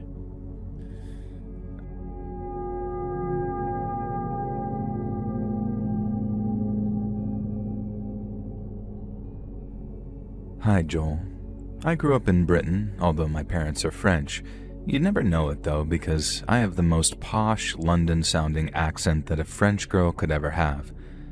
This might be because of the school that I went to, or because I left school in college, and I took some time out before university to work as an air hostess. I loved that job and ended up staying in the air for 5 years. Not literally, of course, but you get what I mean. I left sixth form college in 1997, and the story that I'm about to share with you took place in 1999. This was a couple of years before, everything changed with the planes, and security was very different back then. Things were a lot more lax, and it was much easier to get up to high hijinks. For one thing, you could still join the Mile High Club without too much trouble. Not that I ever did that, of course. I honestly would never. I shouldn't joke about that kind of thing, considering the story that I'm about to share with you, or joke about anything, really. So this story took place on the first ever red-eye flight that I was working. I'm sure everyone knows what a red-eye flight is by this point, but if by some small chance you don't, it's a flight, generally a shorter one, that takes place at night and often involves the passengers sleeping for the duration. If you take the red-eye, you're meant to stay quiet, calm, and well-behaved. I can't remember if kids were flat out banned from our red-eye flights, but I don't ever remember any kids or babies on the handful that I worked.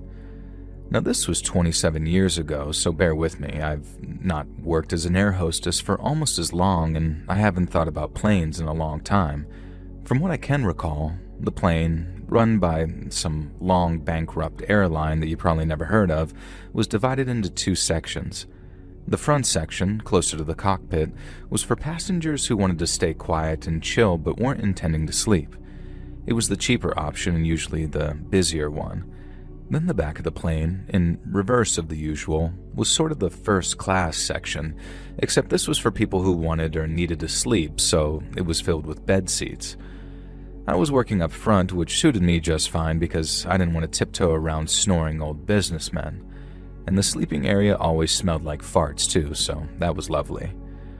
A red-eye typically doesn't have as many flight attendants as a regular flight, or at least it didn't back then. I think there were just 3 of us on that flight, although I could be misremembering. What I do remember is that I was up front, obviously, and my dear, queer, gentle friend Adam was working the sleeper section. Do you remember H from Steps? I don't know if Steps was that big in the United States, so maybe you never knew him, Joel, but if not, Google him and stick a picture up on screen if you can. Adam looked just like H from Steps, only he was a lot calmer, quieter, and more gentle than H, who always seemed like he had the energy of 50 men. Now make sure you Google H from Steps and not his real name, Ian Watkins, otherwise you might get that nunce from Lost Prophets, another singer who unfortunately shared a name. Now, he did some really terrible things, and you should do a true crime story about him one day, actually. That'd be actually very interesting. He was shanked in prison recently, too. Died. What a tragedy. Now, anyways, Adam was like a really calm and gentle H from Steps, and I promise this is important eventually. Partly it's important because the villain of this story, who we'll call Ian, looked kinda like the Lost Prophets guy. Although he wasn't really famous at the time and we didn't know he was a major criminal, so maybe I'm just misremembering. I'll call him Ian anyway because nearly every guy called Ian I've ever met was a proper prick, if you get me. Except for my cousin Ian, who's an actual right laugh. So anyways, back to the red eye, because I was working at the front of the plane, most of the passengers ate late-night airline food, and that meant that it was my job to collect up the trays with their rubbish on them. Now I did this on autopilot, pun intended, sticking them on my trolley with a little "thank you sir" or "thank you ma'am" or "thank you lovely," if they were some old biddy who was so wrinkled that they could have been a lad or a lass, or how do I put this tactfully, someone who was very large and made it impossible to tell their gender. Now anyways, you had to be really careful about that back then. Christ, I mean, I feel bad for air hostesses in the 2020s, and I bet there had to have been some actual moments where a 20-year-old sweetheart had called a bearded passenger sir and been chewed out for not recognizing that they were a pretty princess. Oh Christ, I shouldn't have had those last couple of glasses of wine before writing you this email. Now anyways, I got my trolley full of trays and crap to the center of the plane and began chucking away the plastic boxes that the dinner had come in. And that's when I noticed it. A napkin with writing scrawled across the whole thing. "I know what you did on that plane," they'd written. And then a crude picture of what was definitely supposed to be me because, well, I could just tell, okay? Now, there had only been about 7 or 8 passengers who'd had dinner, so the note couldn't have come from too many people. I don't know why I even cared, because I hadn't done anything on any plane by that point, but the drawing had been very rude and insulting, and I was young, so I guess I felt kind of threatened by it. It didn't take long for me to notice Ian, even in the low, dim lights of the red-eye flight. Now, he was a guy about my age with slicked back hair and a goatee that made him look like a proper wrong'un. Now, he kept giving me the evils, looking at me like I was a bit of dog poo on the sole of his shoe, but then also sometimes like he wanted to lick it. Now, I'm going to stop this comparison there because I'm squeaking myself out, but you get the idea. I was disgusted by him, but he still wanted a piece of that, you know? And so I guess he was watching when I was looking, and he saw me looking. And then he started calling me over and asking for things like, "Hey girl, gonna get a bottle of water?" Or, "Got any napkins? I seem to have lost mine."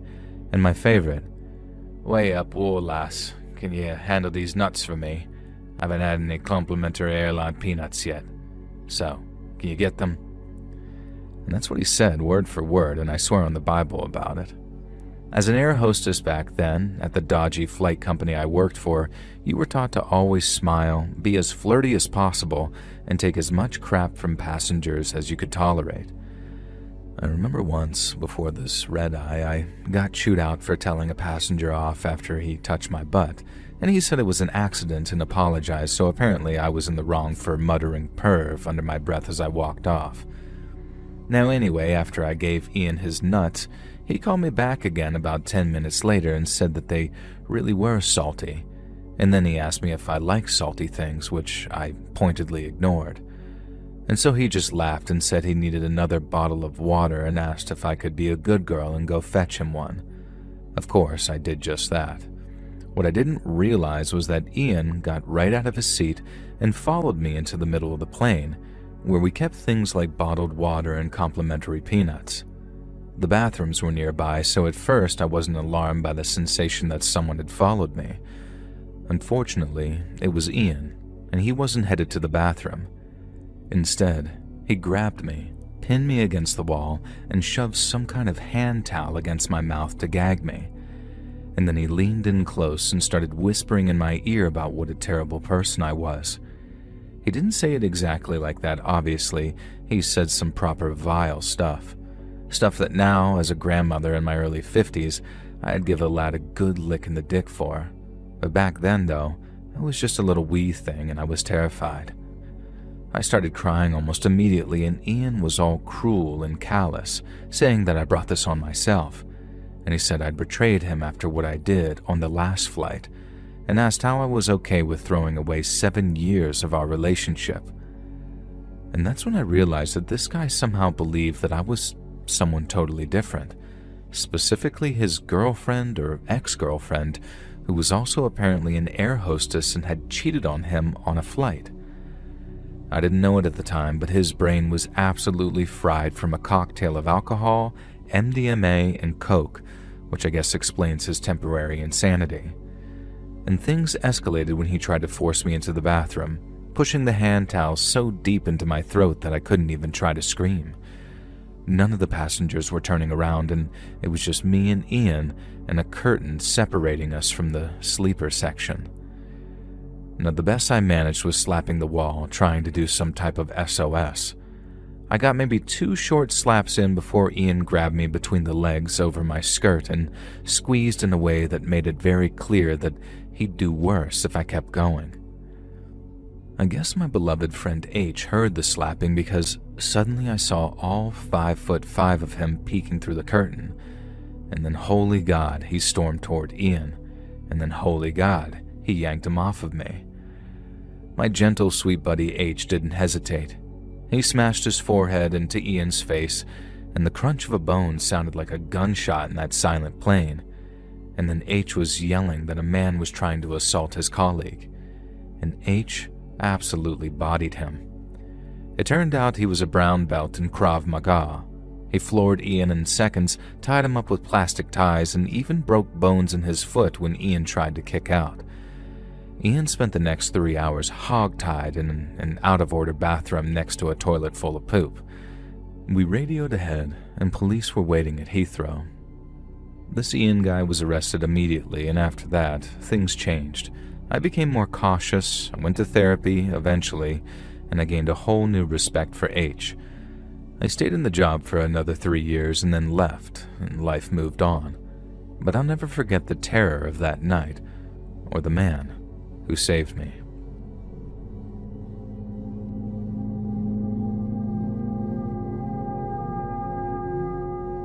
This happened to me Wednesday night.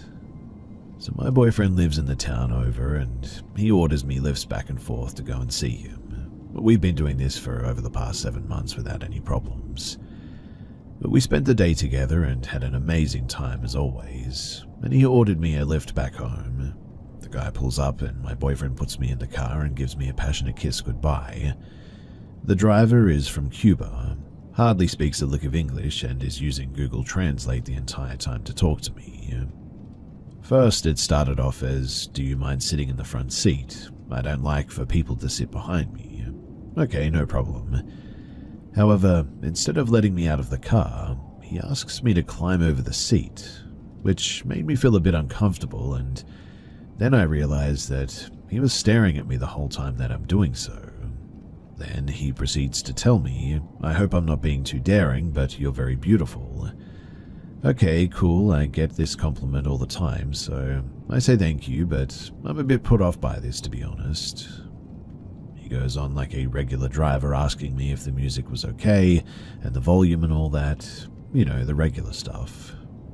Then he starts asking me about the address that I'm going to. "Am I taking you to your home?" I reply, "Yes, I'm going home." He then asks, "Can I go home with you?" I laugh at this and say no.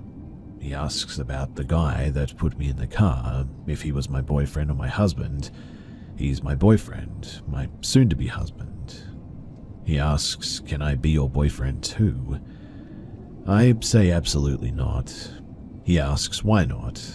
I say that I'm totally against that I'm in love with my boyfriend very much, and that I'm extremely loyal and faithful to him. He says he doesn't have to know. In Cuba, we believe in having multiple partners, and not all of them know about each other. And I say, well, that's definitely not a thing for me. I don't believe in that one bit. He says, your boyfriend makes the mistake of sending you home alone. I would have taken you myself to make sure you got there safe. I'm getting very upset at this point, and I'm only laughing at what he says, trying to maintain a friendly composure because I know how ugly things could turn if I start giving this guy attitude. He doesn't speak again for a while, and when he does, he asks me again if he could come home with me. I tell him no again, and he says, you're so beautiful, I really want to be your other boyfriend. I don't even say anything but shake my head no and start fidgeting with my phone. He tells me that he has a lot of money and that he would take care of me. I told him that I didn't care about that and that I wasn't interested. He asks if he could give me his number so that we could text each other, and I say no. After what seemed like an eternity, we pull up to my house and he gets down trying to help me with my bags. I decline his help and he tells me, hold on, and pulls out his phone one more time and asks, can I come inside with you? I tell him have a good night and to have a safe trip back, and dart inside as fast as I could, locking all the doors behind me, calling my boyfriend immediately so that he could report this weirdo because I don't want this unpleasant experience to happen to anybody else. In the end, though, the only thing Lyft did was give my boyfriend a $5 credit to his account for the unpleasant experience. He wasn't even able to tell him. He really wasn't even able to tell them why it was so unpleasant. And look, I know, stories like this aren't actually the scariest or creepiest ones out there, but if you were a young woman and in a stranger's car like this, and they were pressing like this and trying to come into your home and everything, trust me, going through something like this is actually pretty terrifying. So yes, ladies, creepy drivers are definitely a thing, and please, be careful out there. So I'm a man living alone in an apartment, for reference. I was walking into my building this evening, and a lady that I've never talked to before, and rarely even seen, said hello. I'm personable and polite, so I said hello back and went to walk into the building. Then she asked how I was and how the weekend was going. I assumed it was just some friendly small talk, so I obliged, and then immediately she asked where I worked and how long I've lived in the building for, which threw me a little bit but seemed innocent enough.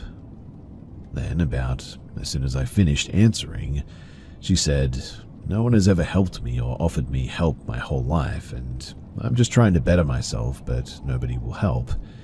People don't ask me to go out and do any fun things, and I like to do fun things. So I just kind of stammered something about how that's rough or whatever. Again, immediately once I stopped talking, she started up the same thread, a bit frustrated and exasperated. I don't have any friends. No one offers help. I'm just a nice person. I'm paraphrasing, but that was basically it. This whole time she's like barely blinking though, won't break eye contact and is kind of cornering me as well. My hair on the back of my neck is up and my skin is crawling, and my super came out and said that she needed me for something and got me inside.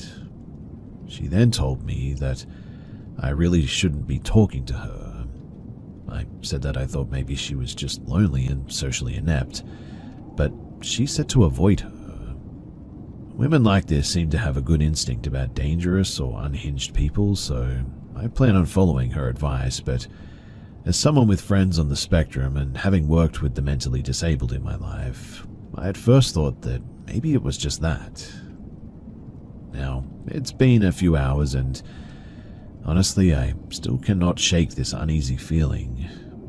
I thought that I would ask anybody here if they knew what this might be, or maybe if this is ringing any bells or setting alarms off for anyone, because I don't want to treat someone who is just eccentric as a pariah, undeservedly too.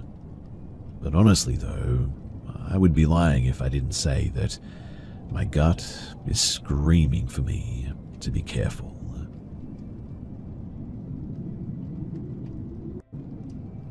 Over a year ago, I was forced to move out of my apartment due to a serious mold problem that was making people sick, and the management refused to remediate it to the extent that we needed them to, and they did as little as legally possible, basically. But because of all of my things that were there essentially were caked in toxic mold spores, it was a huge effort to thoroughly clean what could be cleaned and bring the rest to the dump. We didn't thrift them because, well, the contamination was either too difficult or just not possible to clean certain items, like couches and mattresses and things like that. But anyway, my sister-in-law was helping me sort through everything that I owned to determine what was worth keeping and cleaning. I lost most of my belongings at this stage, but while we worked, she kept saying that she felt uncomfortable in certain rooms and couldn't shake the feeling. I didn't think too much of it. We were alone at night, and I suggested that we move out to the brightly lit porch instead. Every now and then she would turn back inside to grab a box or a tool or whatever, and then she said that she saw some shadow figures. She said that she didn't say anything earlier because it might have been her imagination, but now apparently she was sure. Well, we had done a lot of work, so we decided to just wrap things up and leave in the end. Now, on the way back to the car, she glanced back at the unit and she froze. She then says, "Look in the windows. You don't see that?" I didn't see anything out of the ordinary at first. She then held firmly onto my arm while trembling slightly and said, "How do you not see that? It's right there." She was apparently seeing a shadow figure, clear as day, looking right at us. Now, I may not have seen anything or felt anything, but just the fact that she was just standing behind me, gripping my arm harder and harder, and now had tears in her eyes. This woman is no actor. She was genuinely terrified. So now I was a little bit spooked myself. We got into the car and we left, and she said that the thing followed us with its face. I don't think that she could see discernible eyes, though, as we drove past it. We said some prayers to St. Michael and others, and really, that was about it. Now, could it have just been the mold problem? Maybe, but as far as I know, the mold in there, it really shouldn't have caused anything like that. Could she have just been seeing things? Possibly, but why the reaction like that? To this day, I'm really not sure what happened, but all I know is that it was a bit of a scary experience, and to be honest, I was glad that I was leaving. For a little bit of context, this happened last year around February. I am 17 and I'm a female. So, it was a random day. I had just finished school and I was home. I've always been very scared when I'm home alone, but it's not like all the time, but sometimes it just gets to me, and I feel very bad and a bit paranoid, really. I'm just going to describe to you as well how my hallway is made, so that you can understand the context to this story. So at the beginning of the hallway, there's my bedroom on the left, and after that, there's my parents' bedroom, still on the left, and at the end there's the bathroom that is the toilet too. The door to the bathroom is weird though, because there's sort of a curved window in it, so, if I'm inside the bathroom, I can see movements, and vice versa. If I'm outside, I can also see movements from inside the bathroom, but it's not very clear. Anyway, so I was in my room, and I decided to go to the toilet that was in the bathroom, and when I was in it, I didn't close the door or anything because, like I said, I was home alone. And then I heard a sound coming from my parents' room. The floor was creaking and somebody was walking towards me. Of course, I locked the door right away, and so, I had 10% on my phone and all that in all the horror movies. But honestly, I have zero survival skills, and I didn't think that it was that serious, so I called a friend on FaceTime and told her everything, but really I was scared, but sort of still laughing. It's what I do when I get terrified. So I decided to approach the said curved window that I mentioned earlier, and that was when I saw a man. I started to scream like I'm calling the police and leave and stuff like this. I didn't have a lot of battery on my phone, but I decided at this point to call my dad, who quickly rushed home. But still, at this point, I had no battery and I just had to pray for my dad to get home quickly. I was scared, and I imagined that when my dad was going to open the front door that the man was going to jump on him or something like that. After about 45 minutes, where I was just sitting in the bathroom on the toilet, but holding the door in case the man tried to push it open, my dad finally arrived. And trust me, I heard the floor creak again. And then my dad told me that I could come out and that there was really nothing there. In fact, there were no windows open or anything. I was really confused by that, and I think about this whole thing often. Like, did I imagine everything, or did something really happen? Just so you know as well, I'm really not into the supernatural stuff or explanations, so my theory is that somebody actually broke into the house at some point. I happened to come home at around that moment. They hid, they were somewhere around the house, and they got out before my dad got home. Really, that's the only logical explanation for it. Still though, whether paranormal or not, that is a terrifying thought.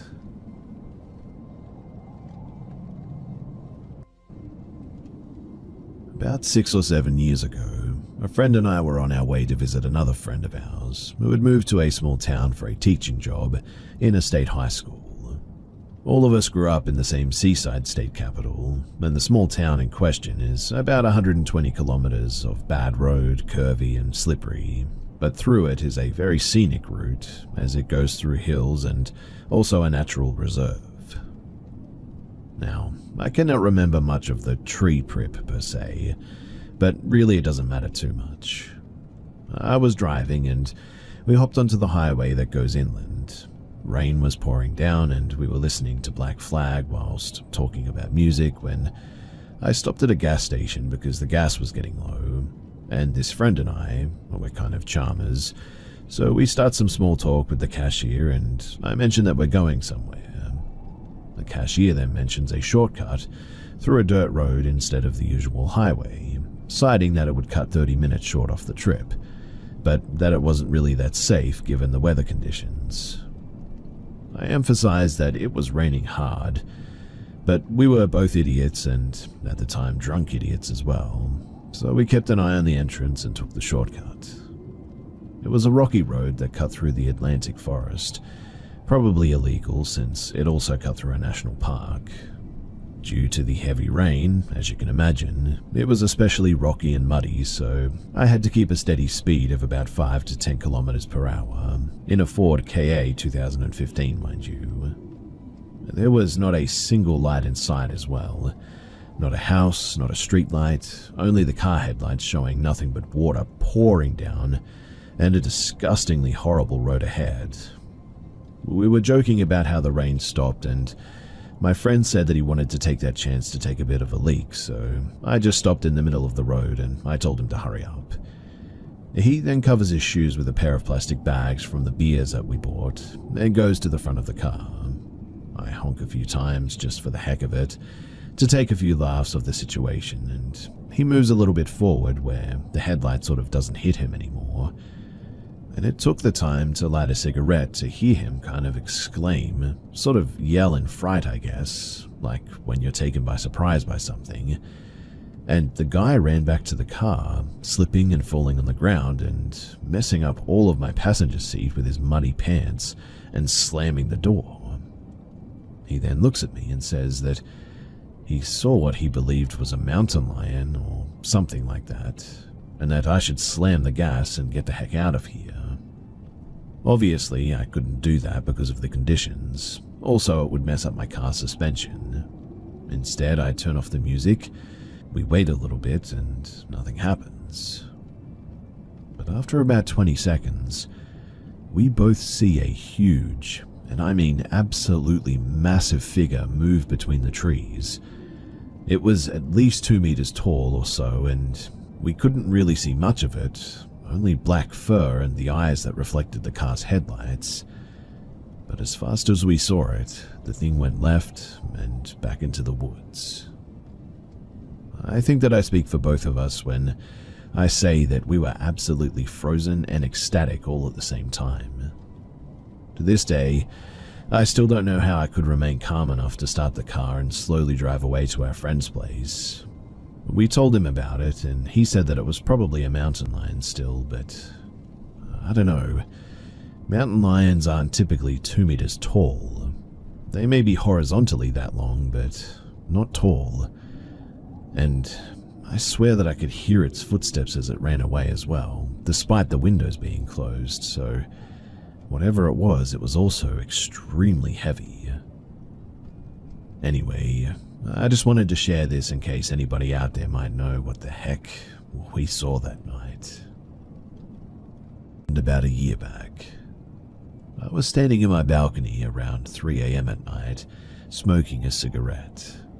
I was facing the window, and in the window I saw a reflection of something sitting on the rooftop of the building opposite across the street. I turned around and there was nothing. I continued smoking, and as I look up at the roof again, I saw a dark figure sitting on the ledge of the building. It wasn't sitting normal too, kind of like how Spider-Man sits on a light pole, like it was hunting for something. I kept looking at it, trying to figure out what it was and if it's really what I think it is, or am I just sleep deprived or something. After like half a minute of me staring though, I felt like it looked back at me, and I just kept staring at it, and I was completely lost. It was a little bit dark, but I'm certain that this thing had almost human-like features, but in the most messed up way imaginable. A skin that kind of looked burnt, and I'm sure that it didn't have eyeballs and just 2 empty eye sockets. When I realized what I was doing, I immediately turned my head down. Just a second later, I looked up again, and it was gone. I went inside and drank some water, and I then hear a scream coming from somewhere nearby. I went to my balcony again, and the screaming didn't stop. It sounded like a woman, but there were no breaks in the scream. It was a continuous loud scream. Me being a bit of an idiot, I went downstairs and started walking towards the sound. The road was dimly lit and not a soul in sight. I walked, and I think about maybe 500 meters in, I realized suddenly that the sound was exactly like it was from my balcony. The sound should have been louder, much louder, but it was exactly the same. So I kept walking towards the sound, and I walked for a while and still didn't get any louder. Every once in a while I would forget that I was walking, or even where, and just kept walking, and then I would sort of snap back as well. It was a really strange feeling, and at this point I realized that I had come quite far from my house to an almost barren area. So I started walking back towards my house, and the screaming didn't stop. It was an extremely eerie sound, almost human but not quite. A human's breath while screaming, but whatever it was, it didn't sound right. It's almost like I was drawn towards it too.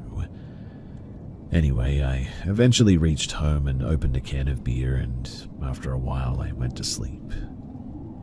I woke up the next morning and went to that rooftop to see if I could find anything. I first inspected the spot that I first saw in the reflection, and then the ledge, and there was nothing. I used baby powder as well. Don't judge, I know, kind of cringe. And a transparent tape too, to see if I could find a fingerprint or find any cells in the sample, but in the end I found nothing.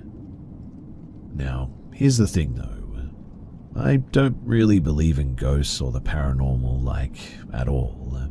I honestly still don't because, well, I'm just a scientist at heart. But I cannot for the life of me find an explanation for this incident. It never haunts me. I didn't lose any sleep over it or anything, but I still wonder what it could have been. I know I wasn't seeing things. I mean, I wasn't drunk or high or anything. I guess the reason that I'm sharing this story after a year is because, well, 3 days ago, I was sitting with my friends and we were sharing weird things that we haven't told anyone about, and I shared this incident with them, and they were pretty terrified by it, especially because they know that I'm the kind of guy who laughs at someone who claims that they saw a ghost, or even someone who believes in one. A friend told me that she didn't sleep the night after going home and recommended that I share it here to ask people what they think it was. So, what do you think that it was? I'm sharing this because I found this place tonight, and I thought that I would share something that I've experienced probably around 2005 to 2006, when I was about 10 to 11 years old. I've never told anyone about this, and I always felt the need to, though. It's just one of those things that I'll always remember, I guess. So, when I was a kid, we used to go on these monthly vacations in August to a beach town here in Portugal called Sesimbra. It was always very fun, going to the beach every day, playing football with my cousins, going out for dinner to eat seafood. Honestly, it was a really great time to be Portuguese and travel in your own country. Anyways, this old lady would arrange us beachfront apartments every year, and it would vary, some worse, some better. There's this huge building at the end of California Beach, though, which seems to be falling off the edge, and there's these sort of wooden stairs that you need to climb to directly access the building from the beach. If you've been there, then you'll know what I'm talking about, but we were spending the monthly vacation on this building specifically, on one of the top floors. I believe it was the 8th floor, and I used to sleep in the living room couch, which had access to the balcony. I cannot remember sleeping alone on a regular basis, mainly because I was really scared of the dark and being alone at that age. Usually my dad would sleep there as well, while my grandparents stayed in the only bedroom. However, I can't remember why he wasn't there this particular night. But since he worked a full-time job, he would often stay only for 2 weeks instead of the whole month, so it's probably why, I would guess. But anyway, all of that is to say that I was sleeping when I woke up, startled, and I couldn't move. I was conscious, and I don't think it was sleep paralysis or anything like that. I was just terrified because of what I was hearing and seeing. It was a loud buzzing sound and a sort of light blue light covering the whole living room. I swear to you as well that I was so scared that I just couldn't face it, because I felt like this presence, or whatever it was, wasn't good. I don't think it was evil or demonic or whatever, but just terrifying and sort of threatening. It seemed to be some kind of a UFO just hovering near the balcony. I promised myself not to move until it was gone, and then the weirdest thing is that I cannot remember if I fell asleep again or if I simply waited for it to go away, but the next thing that I remember is that it was morning. What I do remember, though, is thinking to myself, this isn't a dream, this is real, and I won't forget that this is really happening. So obviously I remember that part, but as for that time gap, I have no idea what happened. Anyway, this felt good to get it off my chest after so many years and finally voice it and tell some other people. If you have any input, or if you would like to share any thoughts, then please do. I moved off the grid after the divorce. New Mexico fit me because it was pretty affordable. Land was cheap, the wind carried, and sun was reliable. I wanted simple living, a roof I paid for in sweat, a bank of solar panels that hummed like lifeblood, a tank full of collected rain and hauled water. Days would slip into this nice clean routine. Charge the batteries, check the lines, mend what breaks, sit on the stoop and enjoy what's mine. I even had windows for growing crops. Now, I didn't come all the way out here to hide. I'd already raised kids, worked not one but 2 careers, and tried to be all the things that all people are. But out here, the list just gets shorter. Keep the lights on, keep the pump primed, and enjoy every second of it. The nights out here were better than sex. Oh, baby. 0 light pollution, and coyotes tune the countryside, and stars cut through everything else. I heard a quote that really inspired me. War is easy. All you have to do is survive. I didn't want war, but I wanted that kind of mindset when I got up every single morning. The highway brings unwanted traffic. An interstate curls through the hills a few miles south, and it'll drag strangers the way river will drag garbage. Most will pass by, some wave from the shoulder and keep moving. But every so often, one will stray. Call it curiosity, boredom, strung out desperation. They walk the Auroros and fences like they're shopping. The harmless ones will make eye contact when they ask for water. The spun out ones will come right at you. I would keep polite boundaries, a no-nonsense tone, and a camera over my porch. The nearest neighbors sat a mile apart. I also kept a single-shot 410 in the kitchen drawer and a steadier prayer inside my chest that every day nobody would be showing up to bother me and I'd have to use it. The day my story takes place, it was really quiet. I was inside cleaning dishes when someone knocked on my front door. 3 knocks, and immediately I was on edge. Nobody knocks out here. People honk or they shout from their trucks, and that's only when they show up. I have a visitor once a month, maybe, if at all. So when that sound erupted through my house, I froze for a second. Through the window, I saw a man standing on my porch. Mid-20s maybe, neat hair, clean shaven. His shirt was buttoned up to the neck, but the fabric was stained dark at the armpits and collar. Looked decent from a distance, less so up close. He gave me this polite smile.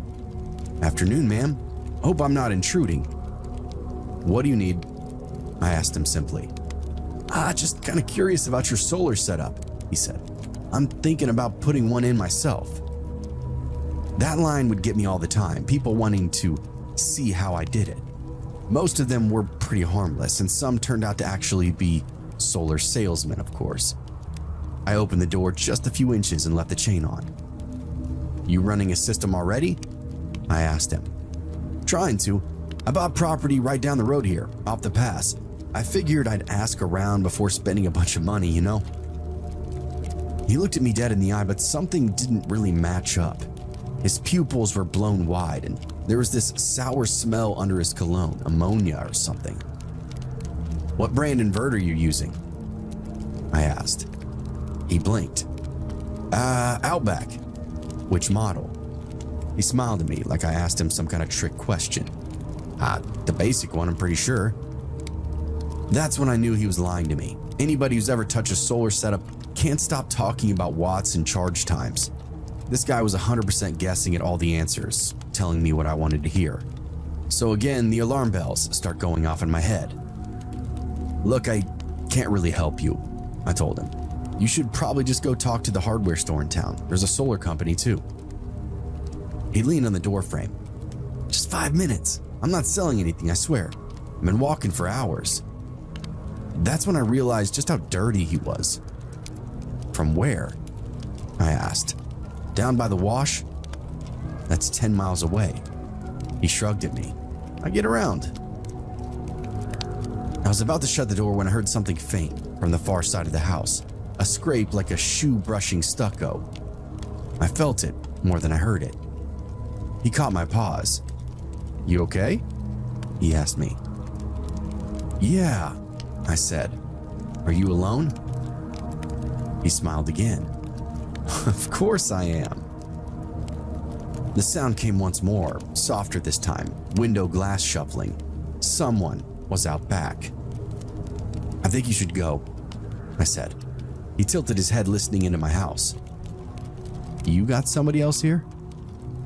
"That's none of your business." "Oh, okay. Sorry, I didn't mean to pry." But he didn't move. He just stood there watching my face, waiting for any kind of sign. His fingers flexing at his waist. I could see the dirt under his nails, caked all black. "Look," I said. "It's getting late, and I don't let strangers hang around after dark." He didn't back off. He only responded back with, "It's lonely, doesn't it?" "I'm fine with lonely." "I bet you hear weird and strange things out here." "Yeah, well, nothing I can't handle." That air between us tightened. He shifted his weight. getting ready to push. I felt it in my gut. "Back up," I said to him. "Come on, ma'am, I'm not gonna hurt you." "Back up." His smile faltered. "Do you really think you're safe out here?" Immediately after, he lunged forward, fast and desperate. The chain caught the door halfway, snapping tight, and I slammed it shut with everything I had. His fingers were in there when it hit, crushing under the weight of the door. That sound that came out of him didn't even sound human. It was high, wet, and furious. He yanked, but I leaned my shoulder into the door, was not letting him have his hand back. "Get off my porch!" I screamed at him. He finally pulled back, leaving streaks of blood on the wood. "Eli! Eli, come help me!" he shouted. And that name turned my stomach. There was another one. I ran through the kitchen, down the hall, and the back window, the one by my bedroom, was 2 inches open, and the screen bent inward. A man's face was hovering there, pale and pocked with sores, eyes very dilated. He was rail skinny, beard patchy, wearing a stained wife beater. He froze when he saw me, then tried to shove himself through. "Get out!" I screamed, grabbing the gun from the drawer. A short barrel 410 single shot, but it looked like a cannon up close. It was my snake gun around the property, something I usually use to get rid of the pests. I pointed it dead center at his chest. He stopped moving. His mouth opened, but no sound came out. Then he smiled the most hateful smile I've ever seen. "You said you were going to be easy," he muttered. "Move away from my window or I'll put a hole in your lungs." He held up his hands, half laughing. "We were just looking around. No need to get angry." I cocked the hammer, and the sound went through the house and wiped that stupid grin off that asshole's face. He stumbled backwards, tripping over something outside, then took off towards the ridge. I ran to the front and slammed that extra deadbolt, then grabbed my phone and dialed 911. Of course, it took forever for the dispatcher to answer me. 911, what's your emergency? "There's 2 men on my property," I said. "One tried to break in. The other, he's bleeding bad. They're still out here somewhere." Ma'am, where are you located? I gave her my location twice, and she told me the sheriff's was sending units from town, but it'd take at least 30 minutes to get here. And out here, 30 minutes is a lifetime. It's actually the only real danger when living out here. I heard about a neighbor out in the desert having a stroke, and he died because it took the ambulance too long to get there. Stay inside. Keep your doors locked. The dispatcher said. Already done. I walked my house with the gun in one hand and the phone in the other, breathing like I just run some kind of marathon. I watched the windows and checked every lock twice. The sun was now gone, the light turning red across the desert. Through the kitchen window, I saw them again, both men standing at the edge of my property. The clean one was clutching his hand, holding a rag around it. The thin one had his arm around him like they were some kind of couple of stooges. They were speaking back and forth, but too far away for me to hear what they were actually saying. Then they both turned back toward the house. The clean one raised his hand and flipped me off, and the other followed suit. They stood there for a long moment, silhouettes against the dying light, then started off west toward the Badlands. Away from town or any semblance of civilization, and seeing them walk that way haunts me still to this day, because in my heart, I can't fathom where they were going or what they could have possibly been waiting for them out there. I watched until they disappeared over the ridge. I kept the lights off and the curtains open, pacing from window to window, gun in hand. The desert looked flat and harmless, but every bush now looked like it could move. Every gust felt like and sounded like footsteps just outside. The dispatcher called twice to check in, and both times she told me the same thing: help's on the way. And both times I told her I was fine, but it still felt like the walls were closing in. I continued to sweep the house, bathroom, spare room, pantry, then checked every door a third time. The front doorknob was streaked with blood and I didn't clean it off. I wanted proof that any of this actually happened. Outside, the wind picked up and my floodlight on the pole buzzed and flickered, throwing short shadows across the porch. I raised my gun, aiming more at nothing but the darkness beyond my fence. Then Slowly, headlights came into view. 2 vehicles bumping down the dirt road. Sirens off, dust halos around them. I set the gun on the table and met them at the door when they knocked. 3 deputies came inside with flashlights and checked my house, the sheds, and the perimeter. Found prints and some boot and some bear. One deputy followed a trail halfway to the Aurora, but it ended in the sand. "Well, they're gone," he said to me. "But you did the right thing. Handled that pretty damn well." I asked if they'd come back, and he looked at me and sighed. "Probably not. But keep your gun close and keep all your doors locked." They left around midnight. I locked the door behind them and listened to the silence slowly return. The next morning, I drove into town, bought a new lock for the back door, some motion lights, and a 12 gauge with a short barrel and smooth action. I bought some more cameras too, 4 of them, wireless with night vision. That weekend, I mounted every single one. So the next time I have a visitor like that, I'll see them way before they actually knock on my door.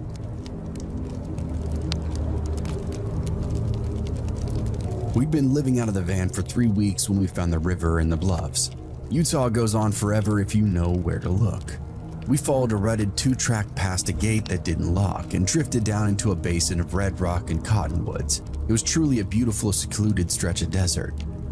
My girlfriend and I run an off-grid vlog, nothing fancy. A couple of cameras, a drone, tripods, mics with those fuzzy covers. We film what we use, what we eat, where we sleep, all the ways it goes wrong as well. People like the mistakes more than they actually like the wins, and we earn that pretty early on. I talk to the lens, and she shoots. We edit in the dark on a folding table with nothing but our power cell batteries. Those first few days were really perfect out there. We filmed this camp kitchen segment about cheap camp tacos, floated the river with our sandals tied through our belt loops. We hiked the bluff trail, breathless once at the top, and took a thumbnail photo of us grinning like idiots at the valley wide open behind us. At night, we lay on the tailgate and watched the satellites drift. There was this unbelievable amount of them. Coyotes yipped far off, and I slept like a baby. I thought maybe we'd stay for a week, maybe 2. There was enough flat spots to move and camp every few days, enough deadfall for small fires, 0 service, so no uploading shorts, just content creation and some light editing. We met nobody. A couple of rigs passed high on the distant ridge and then would vanish soon after. Otherwise, it was pretty much all ours. On the 3rd evening, we lugged gear into the water for a golden hour shoot. The sun slid to setting and then turned the cliff's hot bronze. She waded up to her knees, laughing and complaining, while I framed a long shot of the bend where the river hooked north. The light hit something across the canyon and flashed for just a second. "Did you see that?" she asked me. Probably a bottle or something," I said, squinting. I raised the camera, zoomed, and panned along the opposite bluff. Cottonwoods hid most of the rim. Then the sun broke through the gap and the glare hit again. A flat plate of shine. Not a bottle, but glass. There, half tucked beneath the trees, sat this black van. No movement, no sound, just kind of there, where nothing had been all week long. Watching the same view that we were, or maybe watching us. At first, we honestly didn't think much of it. People will come and go and camp in strange spots all the time. Maybe they'd come in from the other side, following some old mining road that we didn't see. But the van didn't move that night. No campfire, no music, no lantern glow, just a black box sitting in the dark across the canyon. That following morning, still there.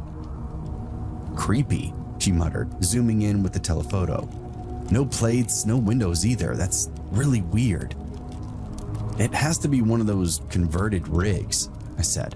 "Overlanders or something, you know?" But even as the words left my mouth, I knew I wasn't right. There was no chairs, no gear, no solar panels, just the van, and 0 evidence of any kind of recreation being had. We spent that day shooting content, filtering water, cooking beans, setting up a tarp station, and then trying to forget it all. By sundown, we'd convinced ourselves it really was nothing. But as the canyon turned purple and the stars started to burn through the haze, the air around us seemed to change and the wind stilled. It got really, really quiet. Then came the lights. They weren't like planes or satellites. They darted, stopped, dropped, and shot upward again in these impossible bursts. Sometimes they glowed red, sometimes they glowed blue. One flickered directly above the ridge, a jagged pulse that reminded us of some kind of kaleidoscope. My girlfriend filmed until her battery died, but when we checked the footage, there's nothing, just black sky. Maybe some kind of reflection? I said. Reflection of what? She asked me. It's a canyon. There's nothing out here to reflect off. No, maybe like some kind of atmospheric thing. Our lenses don't have what it takes to pick it up. And that's when we both noticed the movement across the ravine. The van's side door was now open, figures moving in and out, 3, maybe 4. They carried tripods and something that looked like a large antenna. One of them kept sweeping the lights with what looked like binoculars. Another stood on the roof of the van with something that glowed faintly green. Their setup looked far too advanced for some kind of meteor watching, way too organized.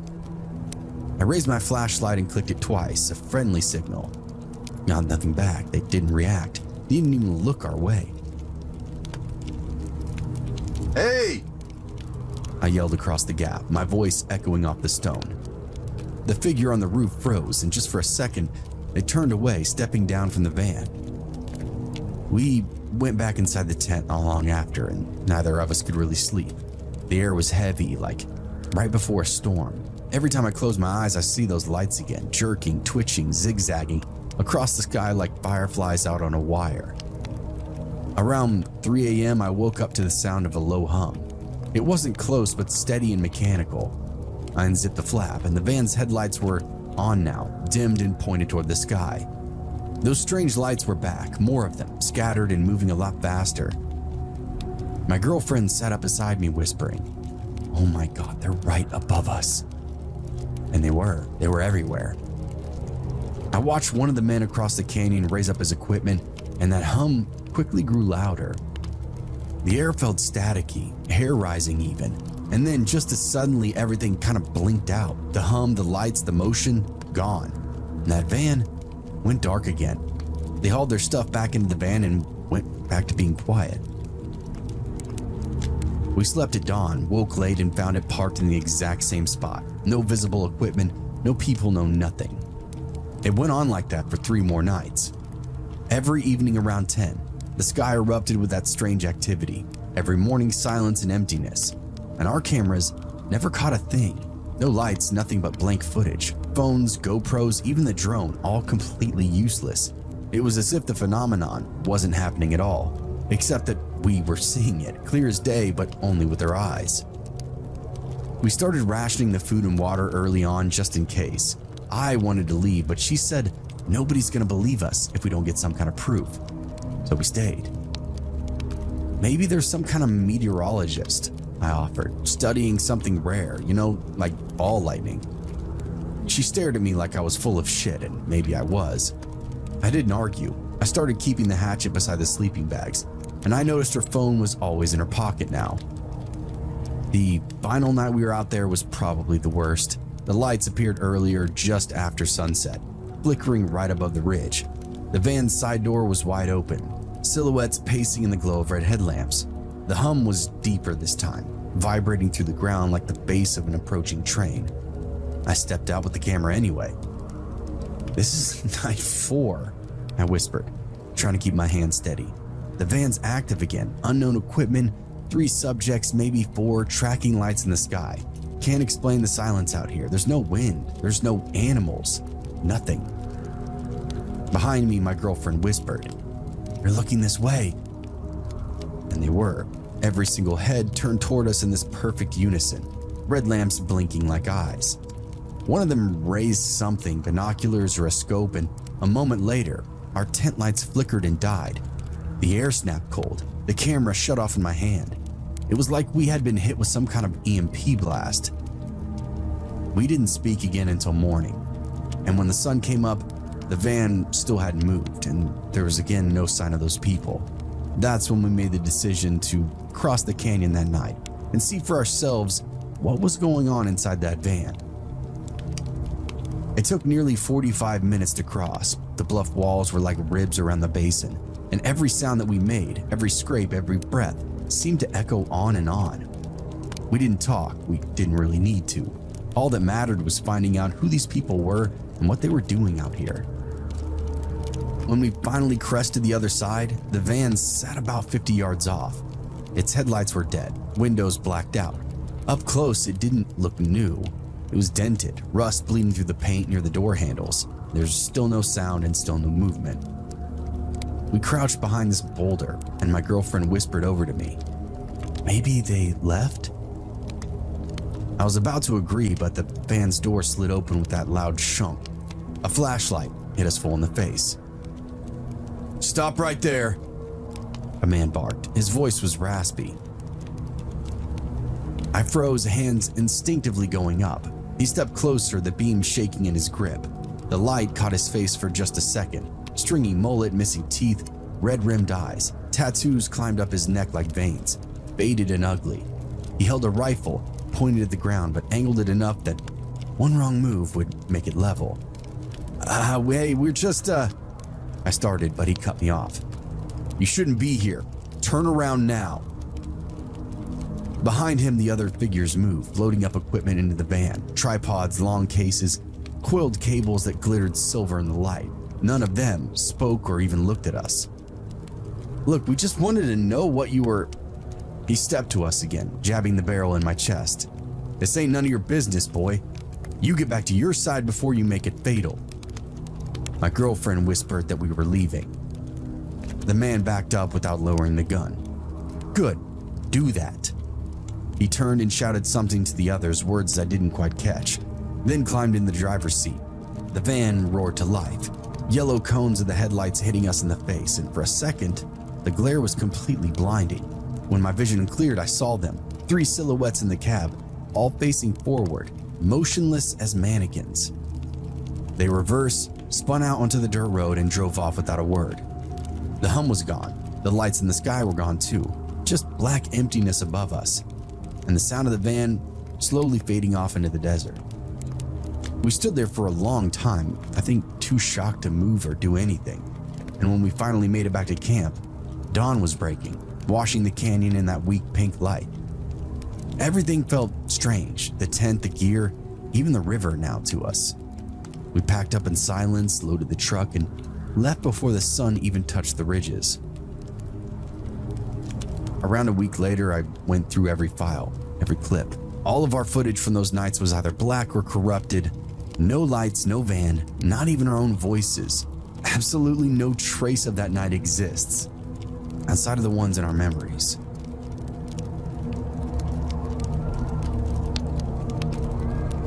By the time I got to college, most people had already found their people. College can be a social battleground if you don't have the right personality for it. You know the type. Kids who'd known each other since kindergarten, now magically all enrolled in that same big city university, clumping up on the quad like they were still on high school lunch break. I watched them from the edges. I was the transfer kid, 2 hours and a lifetime away from the town that I actually grew up in, dropped into a place where nobody knew my name unless it was on some kind of roster. It wasn't that bad. At least we were all adults now. It's not like I was looking over my shoulder or anything.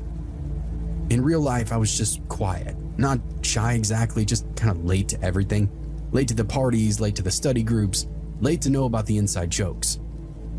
I'd walk through this maze of a brick building and these manicured lawns and just feel completely out of place. Everybody else seemed to already know their roles, and I was trying to find my seat. I didn't even know what I wanted to major in yet. Online though, I actually existed. I had my Gameo tag, my Discord servers, my little islands of people who laughed at the same memes and stayed up way too late talking about nothing. I'd finish my night classes and go back to my shoebox dorm, then slide back into that glowing rectangle world where nobody cared that I sat alone inside the dining hall. It started off fairly simple, a couple of group chats, friends and friends of friends on Instagram, a few late night DMs that didn't feel like too big of a deal. Then somewhere at the end of my first semester, that stupid thought hit me. If I can make friends this way, then why not something more? Everybody else was meeting people, hookups, storm romances, drama. I heard it all through the paper-thin walls and half-closed doors. I was tired of listening in from the outside, so one night, lying in bed with my laptop warm up against my stomach, I downloaded that first real dating app and told myself it's not that big of a deal, just another place to exist and possibly actually be seen for once. The first week on the app was actually embarrassing. I matched with a few girls, but every connection collapsed after 5 messages, if not less. One-word replies, polite goodbyes, or just sudden silence. I kept pretending not to care, but the truth was obvious. I didn't know how to talk to people, and I couldn't keep anybody's interest. And then, that's when Sabrina appeared. Her profile felt real. No heavily filtered selfies, no fake-looking glamour shots, just a girl with dark hair and a bright smile. And photos that showed actual personality. A gaming chair, controller, friends at an arcade bar. Her bio listed the same games that I actually played, watched the same shows. It felt like somebody had reached into my head and built my perfect match. I swiped right, with an instant match. I got a message almost immediately that said, "Hey," with a smiley face. I stared at that message with my heart thudding. Most of these girls never message first. She did. Yowza. And then on, she was everywhere. Quick replies, constant energy, little jokes, random questions about my classes and my dorm situation. She sent short voice clips sometimes to me, soft and cheerful, comments that did not sound rehearsed. If she was fake, she was damn good at it. We talked every single night. I lie in bed with the phone 6 inches from my face, smiling like a complete idiot at everything she typed to me. Even thinking about it now, it was in fact pure bliss. By the end of the week, she was all I thought about. Then came the line that turned my brain into static. "We should hang out," smiley face. I reread it over and over before typing out yes. "How about tomorrow, 7 p.m., the fountain on North Campus? It's quiet there." I would have met her behind a dumpster if she asked me to, but the fountain sounded perfect. So the next day kind of dragged ass. I kept checking my phone between classes to make sure the messages were actually still there. After dinner, showered, shaved, put on a clean shirt, even used cologne for the first time in God knows how long. My roommate asked if I was going to a wedding. At 6:45, I walked up that brick path toward the park and sent her a message. "Here early." She responded back saying, "Running a little late. Almost there." That's when I noticed the small detail that should have bothered me earlier. I didn't have her number. Everything that we'd said and talked about stayed within the app. Okay, maybe it didn't matter. I'll get it tonight, right? But my battery dropped from 10% to 5% in a blink of an eye. Great. How did I forget to charge my only way to contact this girl? I texted her quickly. "My phone's dying, but I'm here." "Almost there," came the response. Then my screen went black. I stood there with a dead phone in my hand, feeling like a complete idiot. People met up before smartphones existed. She knew the place, she knew the time, so I shoved my phone into my pocket and sat on the fountain bench. The water glowed blue underneath the lights, turning the closest cobblestone slick and shiny. Students passed through in 2s and 3s. A couple laughed on their way to the dorms. Every time somebody approached, I straightened up, thinking it was her. 7 came and went. Thankfully, I still had my watch to keep us both honest. I kept waiting. 7:10, nothing. 7:15, I started having thoughts. Trying not to jump to conclusions. Maybe she'd gotten stuck somewhere. Maybe she was dealing with roommate drama. Maybe she was, I didn't know. Anything but standing me up. By 7:20, I couldn't sit any longer. I stood, walked a few steps, came back, sat, stood up, and repeat. The bench now felt like a stage, like I was waiting for somebody that might be actually watching me. And that thought creeped me out. I then drifted behind a line of bushes into a small grassy area. From there, I could still see the fountain, but I didn't feel as exposed. It was pretty dark back there, and with my dark clothes and no phone, I kind of blended right in. That's when another guy walked down the path. Not Sabrina, a guy. He checked his phone, glanced around, then sat by the fountain, and a chill went through my stomach. 2 minutes later, another guy approaches from the opposite direction, same sequence, looking around, checks his phone, and sits down. Then a third, then a fourth. There were a lot of benches in this little area, and all of them were harboring solo dudes looking at their phones. By 7:30, 5 or 6 guys sat scattered across the fountain, all around my age, all giving off that same nervous, expectant energy that I've been drowning myself in 20 minutes earlier. I stared at them from the shadows and froze. They weren't random students, they were waiting, all waiting for the same girl, Sabrina. The thought didn't crash into me, it crawled into my head and then into my heart. I hadn't been stood up, I'd been baited. And I wasn't the only one. I watched the guys at the fountain for a moment longer before stepping out from behind the bushes. "Hey," I said aloud, "is anybody here to meet somebody named Sabrina?" All 5 turned to me. One held up his phone. "Talking about her?" Of course, it was the same photos, same messages, same profile. "Yeah," I said. "I've been here since before 7. A few of them exchanged quiet, frustrated looks, but one guy, a thick-built dude with a shaved head, walked straight up to me, already pissed. "You're the one who did this?" he said to me. "What? No, I matched with her a week ago." "Bullshit." He jabbed a finger at me. "You set all this up. You were hiding in the bushes like a fucking weirdo." Before I could say anything else or respond, he shoved me, then he swung. His fist cracked up against my cheek and dropped me to the ground. My vision blurred, somebody shouted, and he hit me again. 2 guys grabbed him before he could swing once more. "Knock it off!" one of them yelled. "He's not the catfish, dude, stop." Shaved Head kept yelling anyway, trying to break free, but the others held him back.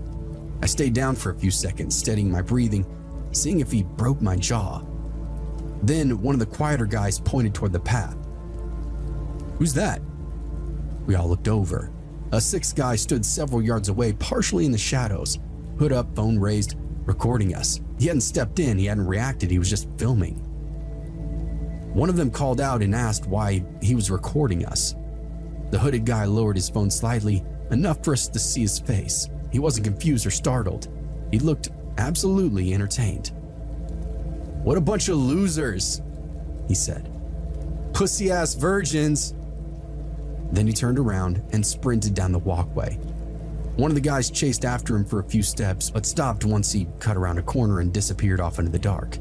He moved like he had already planned out his escape.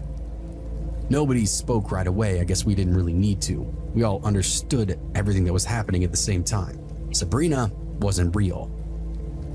One by one, the guys drifted off, some annoyed, some embarrassed, all of them making that silent walk of shame. Shaved Head stomped away last, still convinced that I had something to do with it. I walked home holding my jaw. My phone powered up when I got back on a charger in my dorm, and I opened up the app immediately. Of course, Sabrina's profile was now gone. Completely too. No photos, no chat history, no account.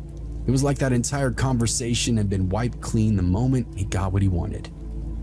I sat on my bed staring at the screen, replaying how he looked at us, calm, amused, almost proud of his work.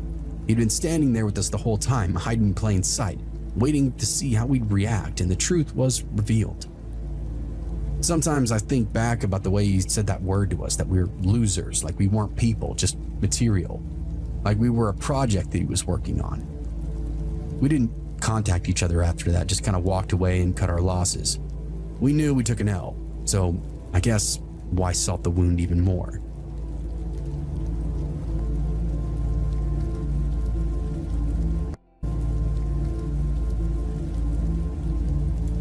It was 2006, back when my entire world fit inside a very bulky Dell desktop in the corner of our living room. I spent most nights on MySpace because it was easier than trying to make friends at school. My parents had split that year. We'd moved across town. And I spent a lot of lunch periods texting on a flip phone just to feel like I had some semblance of a life. Emo boys were the thing at the time. Straightened hair, tight shirts, moody lyrics inside their statuses. Half the girls in my class were obsessed with boys online. I guess I wasn't really any different though. I met him in a MySpace chat room one night. Danny XXRARXX. Yeah. His profile picture was a skinny kid with long black bangs, pale skin, and a lip ring. Bathroom mirror pic. You know the type. Band poster taped crooked behind him. Exactly the kind of guy that everybody at school was daydreaming about. He actually messaged me first. "You seem chill. You from around here?" I remember how fast my fingers moved, how relieved I felt when anybody wanted to actually talk to me. And within the hour, I knew his favorite bands, his favorite soda, the name of the girl who broke his heart. He said he was 15, went to a high school a few miles away. And the wild part was that when a couple of girls at my school claimed they'd seen him around at games or something, or hanging out near parking lots. A real local kid, somebody my age, somebody into me. Pretty soon, I'm logging in just for him, and it became the only part of my day that I actually looked forward to. Every message felt like proof that maybe I was not, in fact, invisible. Maybe I wasn't as alone as I thought I was. And for about a month, Danny and I were basically glued to each other online. Before school, after school, late at night, constant messaging. He always said the right things. He told me I was different, that he felt like he could talk to me about anything and everything. And at 13, with that kind of attention, it hit hard and I did not want it to stop. So naturally, I wanted to meet him. At first, I asked and he said yes without any hesitation. Totally, let's hang out. And then canceled the morning of. The next attempt, he got grounded. Another time, his phone broke. It became this pattern: agree, cancel, and every time he apologized, I believed it. I was too invested to consider anything else. By week 5, I was done waiting. I pushed harder, telling him I didn't care if he didn't look exactly like his photos. I just wanted to see him in person. Okay, let's meet behind Dario's Pizza, 5 p.m. It wasn't a great spot, but it was close enough for me to walk to. Told my mom that I was heading to a friend's place, grabbed my small purse and headed out the door. My stomach was in knots that entire walk, equal parts excitement and dread as well. I kept looking at every passing car, half expecting somebody to roll a window down and call my name. I reached the alley a few minutes early. It looked very dismal, tight, dark, sour smelling from the dumpsters. I stood under the security light and texted him, "I'm here." No response. So I waited 5 minutes, then 10, and I called his phone and it went straight to voicemail.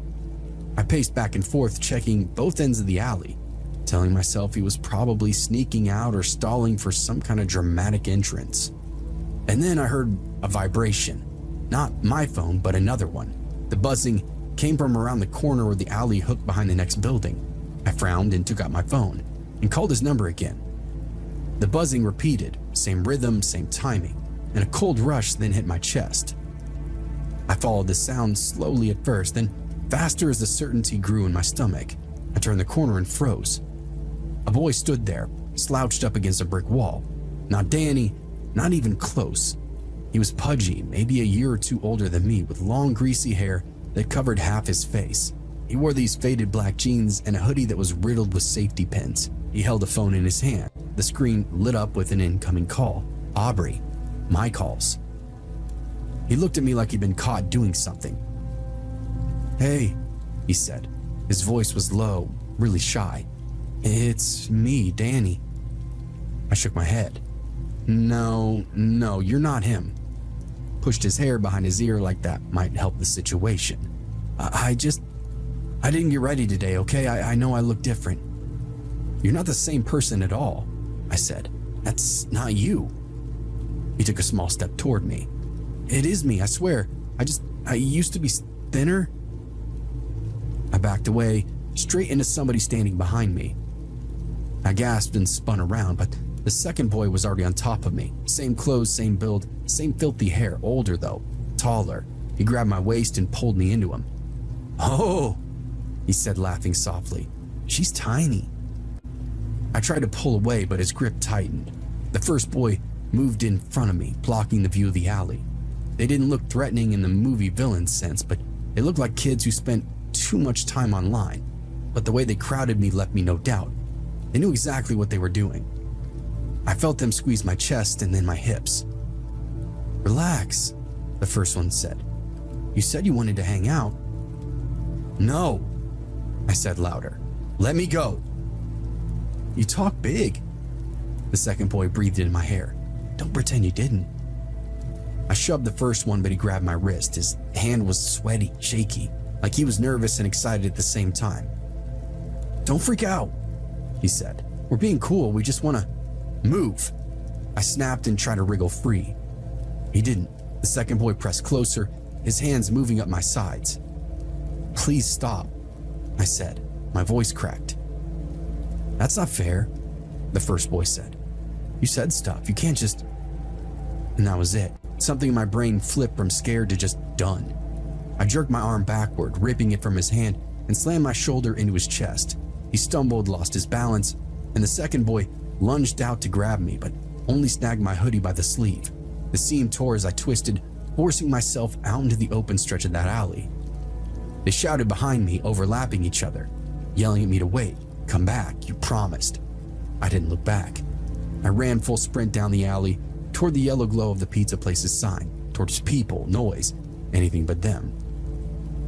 I heard their footsteps pounding after me, heavy and uncoordinated, but determined. They weren't giving up. "Please," one of them yelled. "Just talk to us." "Nobody's mad," the other one shouted. I ran even faster. I could feel them losing ground, wheezing, stumbling, but still chasing me, still calling out my name. Then my online user handle. I burst out of the alley into the crowded front of Dario's. The smell of pizza and fryer oil hit me immediately, making me sick, but I didn't slow down. I shoved through the door, almost tripping as I reached the counter. A couple eating near the window stared at me like I was causing a scene, but I didn't care. I pulled out my flip phone with shaking hands and dialed 911. When dispatch picked up, my words came out all at once. "There's two guys, they grabbed me, they tried to corner me, they're still out there." Dispatch asked where I was, and I told her. She told me to stay inside, that officers were on the way. Her voice was calm and steady, and for the first time since stepping into that alley, I felt like I was actually safe. I kept glancing at the windows, kept expecting to see one of the boys pressed up against the glass, scanning the restaurant for me. That thought made my chest tighten like I was having an asthma attack. I backed myself into a booth but stayed standing, ready to bolt at any moment. A worker asked if I needed water, and I nodded at him without speaking. It felt like forever, but I think 10 minutes later the cops finally show up.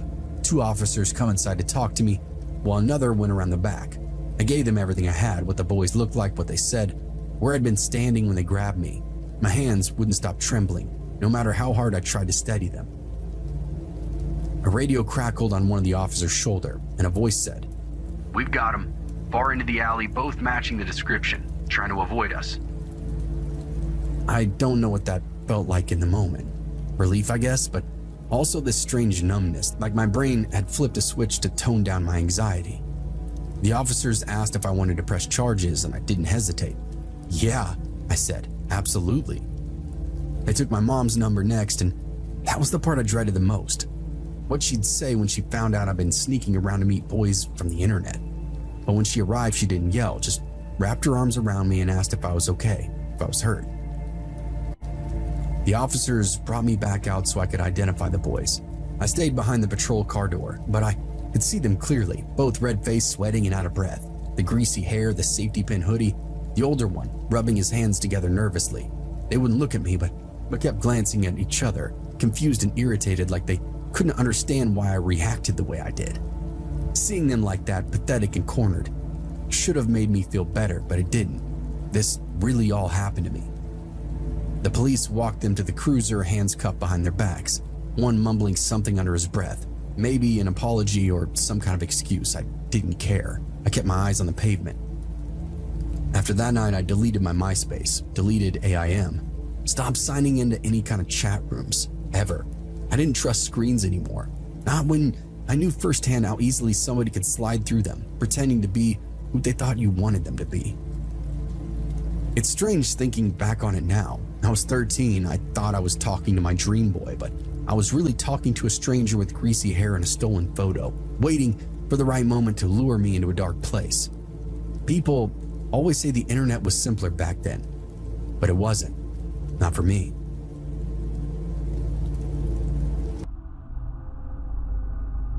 This happened in March of this year. My friends and I decided to go to this abandoned campsite located in the eastern Oklahoma countryside. I had been there the year before. The property was supposedly haunted. This is not a paranormal story. I'm just telling you the reason that we wanted to check it out. There were 5 of us all together: Tyler, Jordan, Abigail, Angela, and myself. We decided to enhance the experience by bringing alcohol and weed. We had 2 bottles of Henry and 9 pre-rolled joints. We arrived around 11:30, so it was dark by then. We brought along flashlights and gloves, so we were ready to go exploring. But about 15 minutes in, Angela and Abigail both wanted to go back because they were complaining about it being boring. But the rest of us had put too much into planning this trip, so we had to convince them to keep going. This required opening up one of the bottles of Henry. I personally don't like the taste of alcohol, but I decided that I would be doing some drinking that night. I also fired up a joint. One thing about me, though, is that when I'm drunk and high at the same time, I tend to get very paranoid. It obviously didn't help that we were 2 miles deep into the woods. Yeah, I wasn't making the best choices that night. After a while, the paranoia began to kick in. I started hearing footsteps disturbing the leaves behind us. I was convinced enough to yell out, "Hey, is anyone there?" Again, this probably wasn't the best idea, because it freaked out Abigail and Angela. Tyler even asked me, "Dude, what are you going on about?" "Look, I know I'm kind of fucked up right now, but I'm hearing someone following us."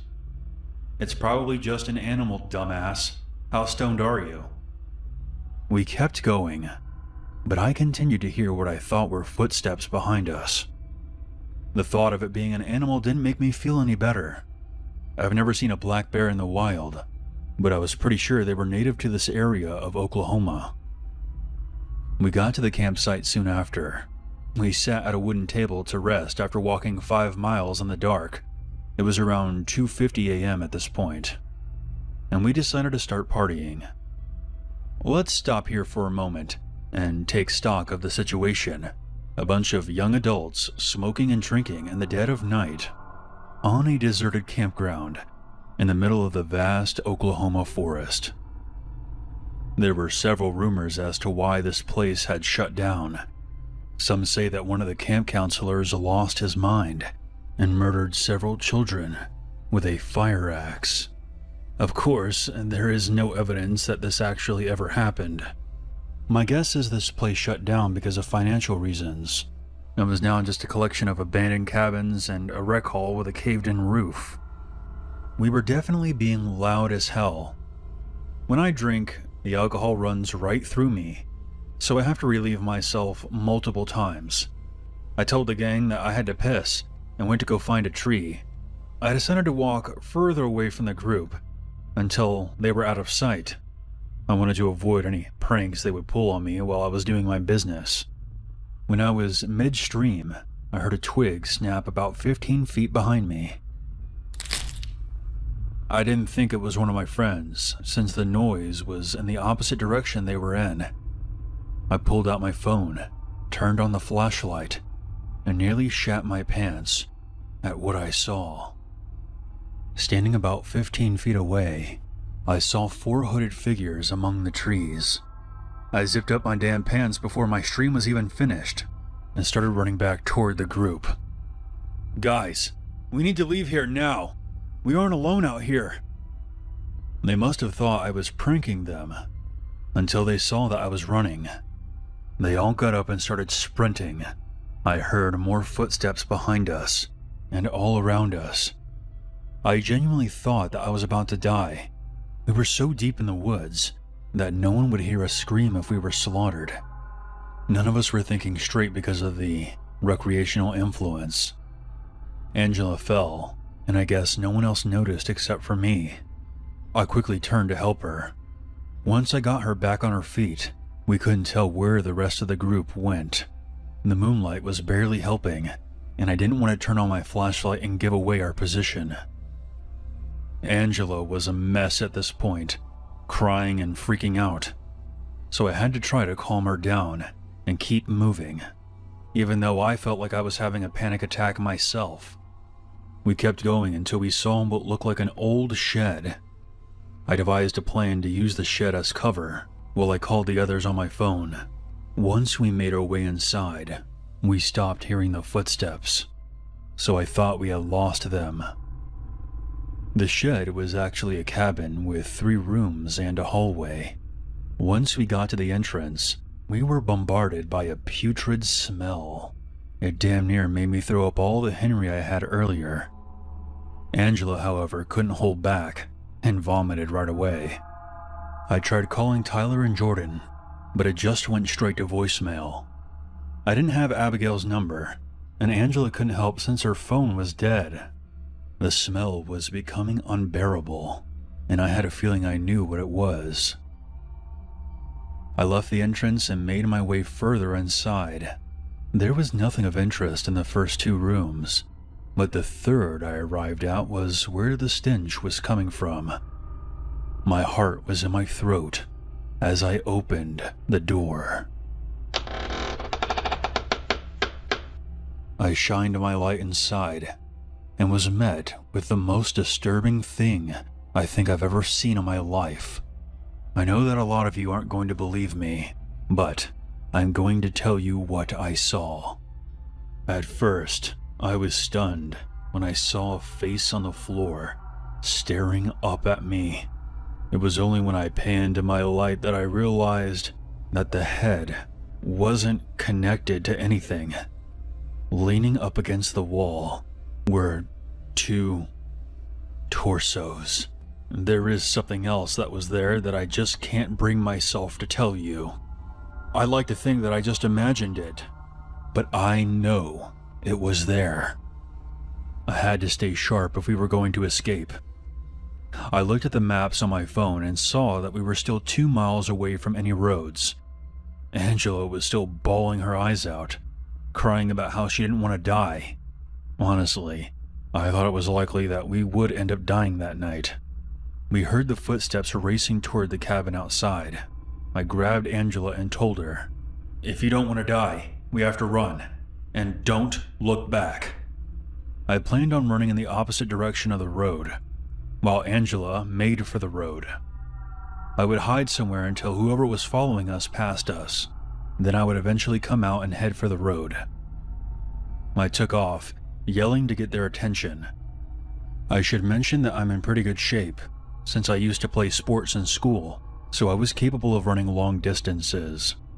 Once I was far enough away, I got down low to the ground behind a tree and covered up with leaves and branches to camouflage myself. I was already wearing dark clothing, so I felt this was my best chance. My biggest fear came true when I could feel something crawling down my leg. I've had arachnophobia since I was little, and I've been bitten by spiders before. If not for the adrenaline, I definitely would have freaked out and given away my hiding spot. After what felt like hours, but was probably more like 2 minutes, I could hear the footsteps running away from where I was. I still wanted to play it safe, and stayed down there for another 15 minutes before I thought it was safe enough to make a break for it. Soon I was back on my feet, heading in the direction the road was in. It was now 2:17 a.m. I tried my mom and dad's cell. Neither of them picked up. So I called the house phone. Yes, we still have those. After 2 rings, my dad picked up, and he sounded pissed. I immediately told him the circumstances and about the bodies I found, and that I was separated from all my friends. While I was on the phone with him, Jordan finally noticed that I had tried to call him. So I hung up with my dad and answered Jordan's call. "Dude, where the hell are you?" "Angela and I got separated from you guys. I told her to run toward the road, while I distracted whoever was chasing us. See if you can find her there. I'm heading that way right now, so I'll be there soon." "Okay, man. Watch your ass." I ended up getting there before the rest of the group. Angela came out from her hiding place. She told me that she thought I was a goner for sure. I sent Jordan our location, and they showed up about 5 minutes later. We were all relieved to see that everyone was okay. Angela and Jordan hugged each other for about 2 minutes straight. Hey guys, that's lovely and everything, but we really should get out of here. Once we were back in the car, I told them about what I saw in the cabin. They asked me why I hadn't called the cops yet. I don't know. Maybe it had something to do with being chased through the fucking woods. I called up the police and gave them an approximate location of where I found the bodies, but I never heard back from them. I guess whoever was out there must have hidden or destroyed the evidence. I still have reoccurring nightmares about what I saw in those woods. I grew up in Oklahoma. This happened when I was about 10 and my brother was 12. We were playing out in our front yard one afternoon when our neighbor called us over. He lived one house away, and we hadn't interacted with him before. Maybe just saying hello if we passed by when he happened to be outside. I've always been a really shy kid, so I stayed back while my brother went up and asked what he wanted. He explained that he was planning on going out of town within the next few days, and he wanted us to take care of his pool while he was gone. He said that summers were too hot for kids not to be swimming. My brother agreed, and we were told to come over in 2 days. On top of being shy, I was also very paranoid, and I had this weird feeling about our neighbor. This proposal came out of nowhere. I told my brother, "You can go if you want, but count me out." I guess my mom saw us talking to him and came outside and asked what he wanted. We explained his story. No, you two aren't going over there by yourselves. We don't even know that man." 2 days later, we still see his car in the driveway and lights on inside. Something about him bothered me. I told my parents that he never left for his vacation, so he must have been lying to us for some reason. They just sort of dismissed me and said that he probably just canceled his plans. Over the summer, I kept noticing him mowing the lawn 2 or 3 times a week. He never wore a shirt. He just went up and down his yard for hours. Once again, I would tell my parents how weird I thought he was, but they just kept brushing me off. A few more months went by, and school was back in session by now.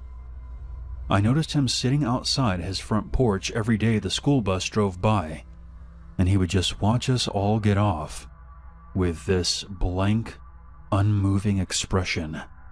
When someone is staring daggers at you like that, it makes you feel uncomfortable.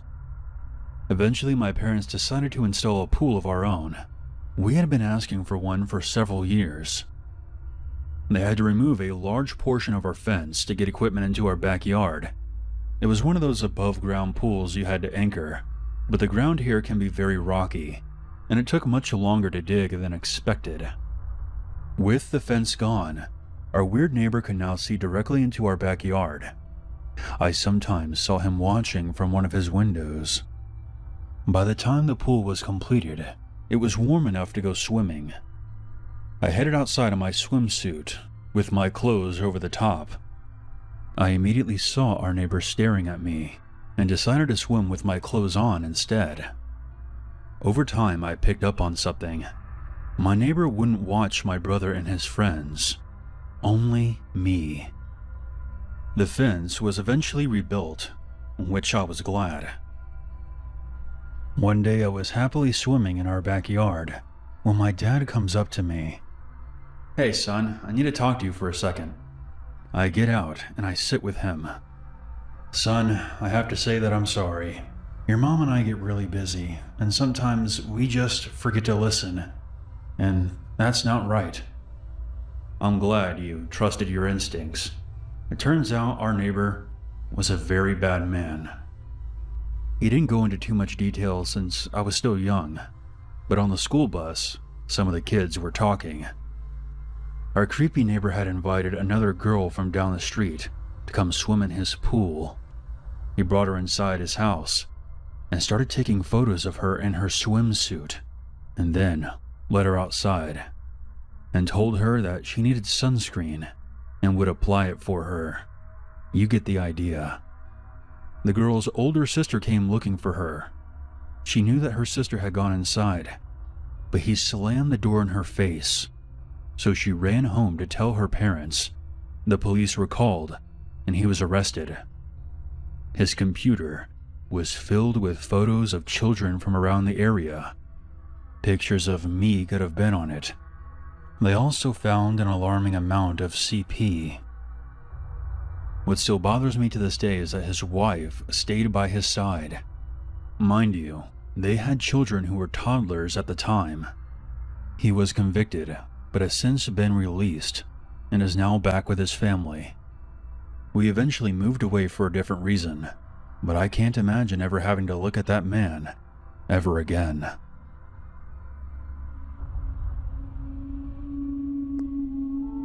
This story happened in the summer of 2011. For some background, I live in Midwest Oklahoma. My girlfriend Angela and I were renting a 4-bedroom house at the time. We were home one night chilling on the couch. At some point we both fell asleep, and I began dreaming. We were walking around our neighborhood when we saw a man trying to break into a car. He was hitting the car window with a hammer. The noise was very loud, and he wasn't trying to be discreet. I wanted to intervene, but my girlfriend held me back and then whispered into my ear, "Someone is outside our door. You need to wake up." I suddenly woke up and heard a loud noise, just like the one in my dream. My heart was pounding. I looked out the window that overlooked the front doorstep, and I saw a figure holding what looked like a hammer. I panicked and woke up my girlfriend. When she saw what was going on, she screamed. The intruder turned his attention to the window and managed to break it. Luckily for me, I always had my gun locked and loaded. The intruder was about to make his way inside when I confronted him, aiming the gun directly at his head. I shouted at the man, "You make one more move, and they'll be scraping your brains off my porch." I didn't say those exact words because I was absolutely scared out of my mind, but I did convey that I would end his life if he tried coming inside. The figure backed away with his hands up, then ran off into the darkness. I called the police right after and filed a report. We never heard anything back from them, of course. I couldn't give an accurate description, and the man took his hammer with him. He also didn't cut himself when he smashed the window, so we'll give him credit for being properly dressed for the occasion. But I'm glad I woke up in time. It's amazing how a simple dream can save your life. This story happened to my mom's friend. From here on out, I'm just going to call him Uncle. He has given me permission to share this story. This took place in the winter of 2013 in China, during the Chinese New Year. He was driving from work back to his hometown, which was in another province. It was in the middle of the night. The highway was completely empty since everyone was enjoying their celebrations rather than being out on the road. Uncle was extremely tired from work and had to drive for 10 hours on that cold winter night. He was pretty stressed out, as you can imagine. The drive was rough until he discovered a side mountain route that would save him some time, so he took it, which was a huge mistake. For those who have ever traveled to China, you know how dangerous some of the mountain roads can be, especially in the dark, with the snow falling while you're straddling on the edge of a cliff. You could die if your car slips even a tiny bit. Anyways, he took the shortcut and then noticed something right outside his driver's side back window. There seemed to be a man following his car. He was confused, since he was in a vehicle, and how could this old man possibly keep up with him? Next, he made another big mistake. He stopped, parked his car, got out, and tried to see what the hell was going on. But he saw nothing. He circled back but still couldn't find anything, not even footprints on the ground. He thought he was just seeing things because of how tired he was, so he shook it off and got back in his car. After he began driving again, he looked in his rearview mirror. The old man was now sitting in his back seat, staring back at him through the reflection. He then blacked out. When he regained consciousness, he was on his way out of the mountain, seeing the sun rising in the distance. The old man was gone. Uncle had no clue how he was even alive after losing consciousness. By some miracle, he did not fall off the treacherous mountain roads. When he got home safely, he told his mom about what happened. His mom jokingly asked him what the old man looked like. My uncle then described him. From his facial features to his clothing, his mother looked utterly shocked. She then ran into a room, found an old photograph, and showed it to my uncle. "Was this the man you saw?" Uncle was surprised to see the man he saw in his car in the photograph. His mom began crying and told him it was her father, who had passed away before Uncle was even born. He had never seen him or his photo in the house before, since it was such a sad reminder for her. She thinks that her father was there to protect him from the dangerous mountain roads. Before this, Uncle said he did not believe in ghosts because he was a man of science, a licensed surgeon with years of medical school under his belt. But what he experienced on the mountain that night has forever changed his perception.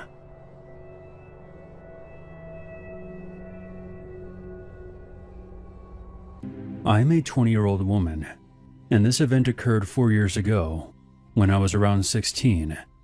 It was during the summer between my sophomore and junior years of high school.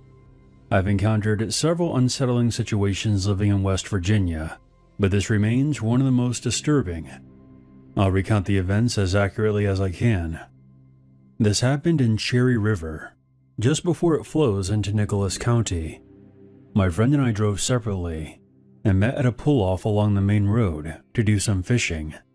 Next to the pull-off was a place called State Road Garage. It was enclosed by a fence that required a key for entry.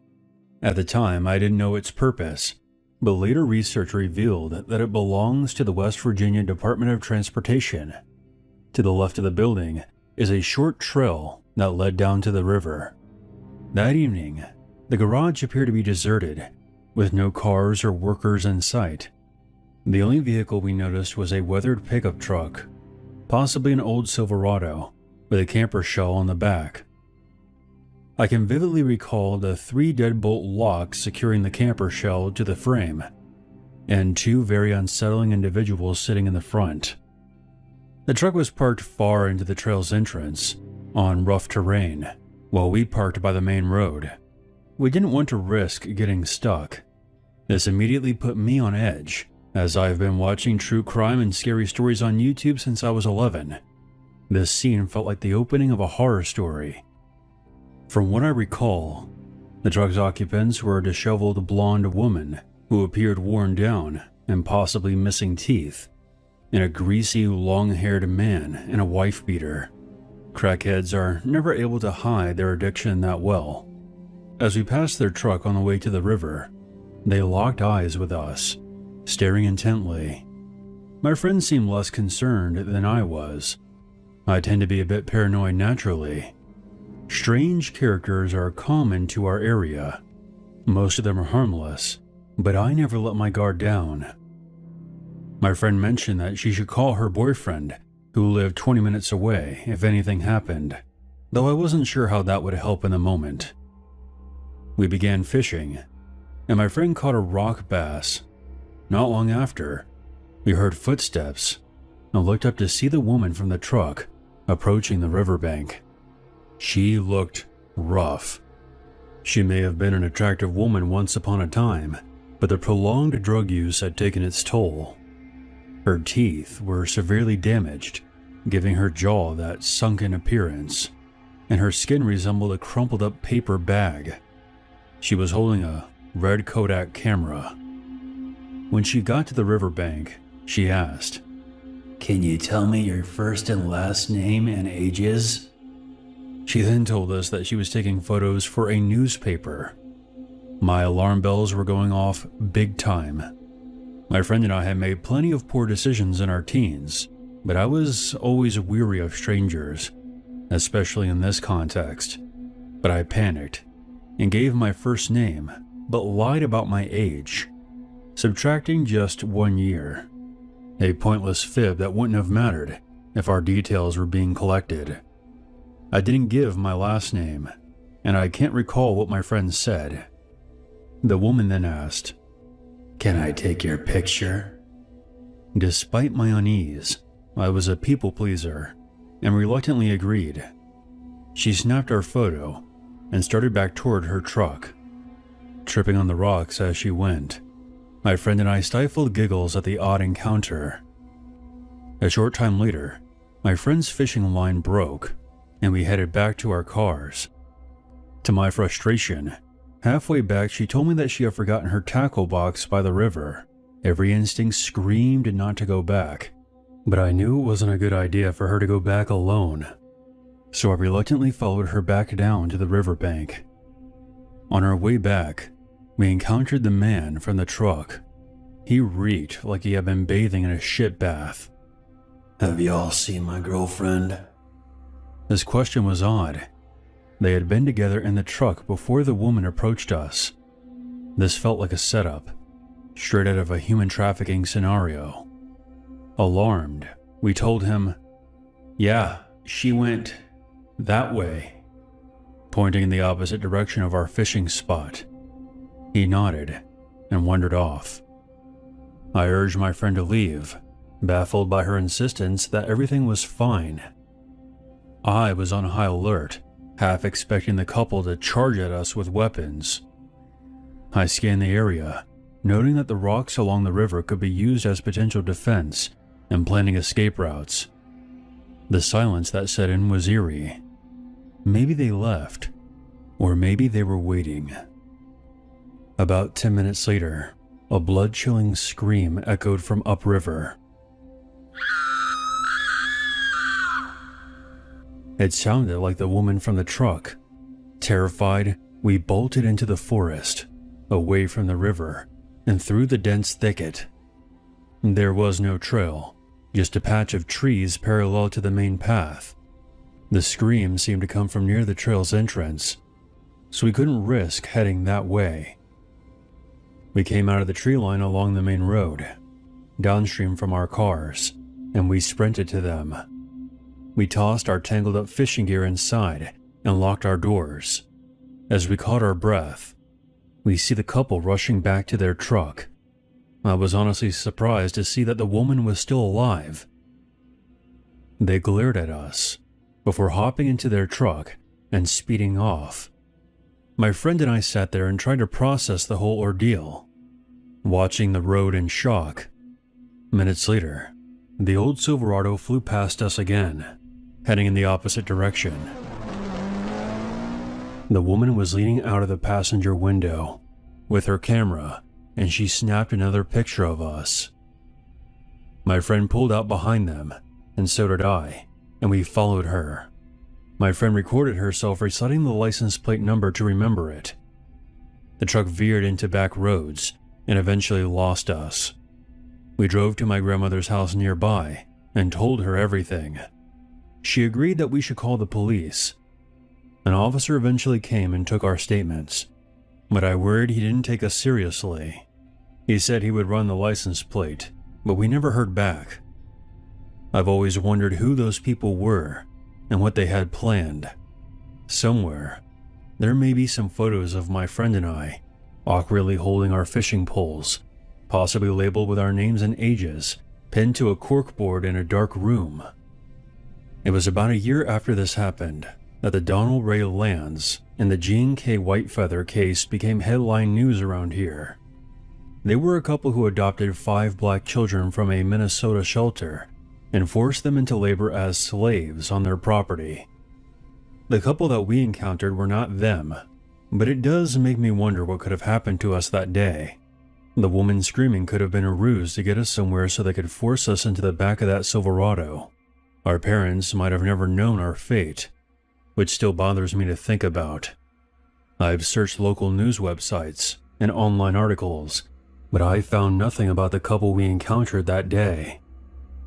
I still go fishing often, but I've never returned to that spot. A few years ago, during what was likely the darkest chapter of my life, I worked overnight shifts at a Walmart supercenter in rural West Virginia, 6 nights a week, from 9 p.m. to 7 a.m. I stocked everything from fishing lures to makeup. It was soul-crushing work, a fluorescent-lit void where apathy died.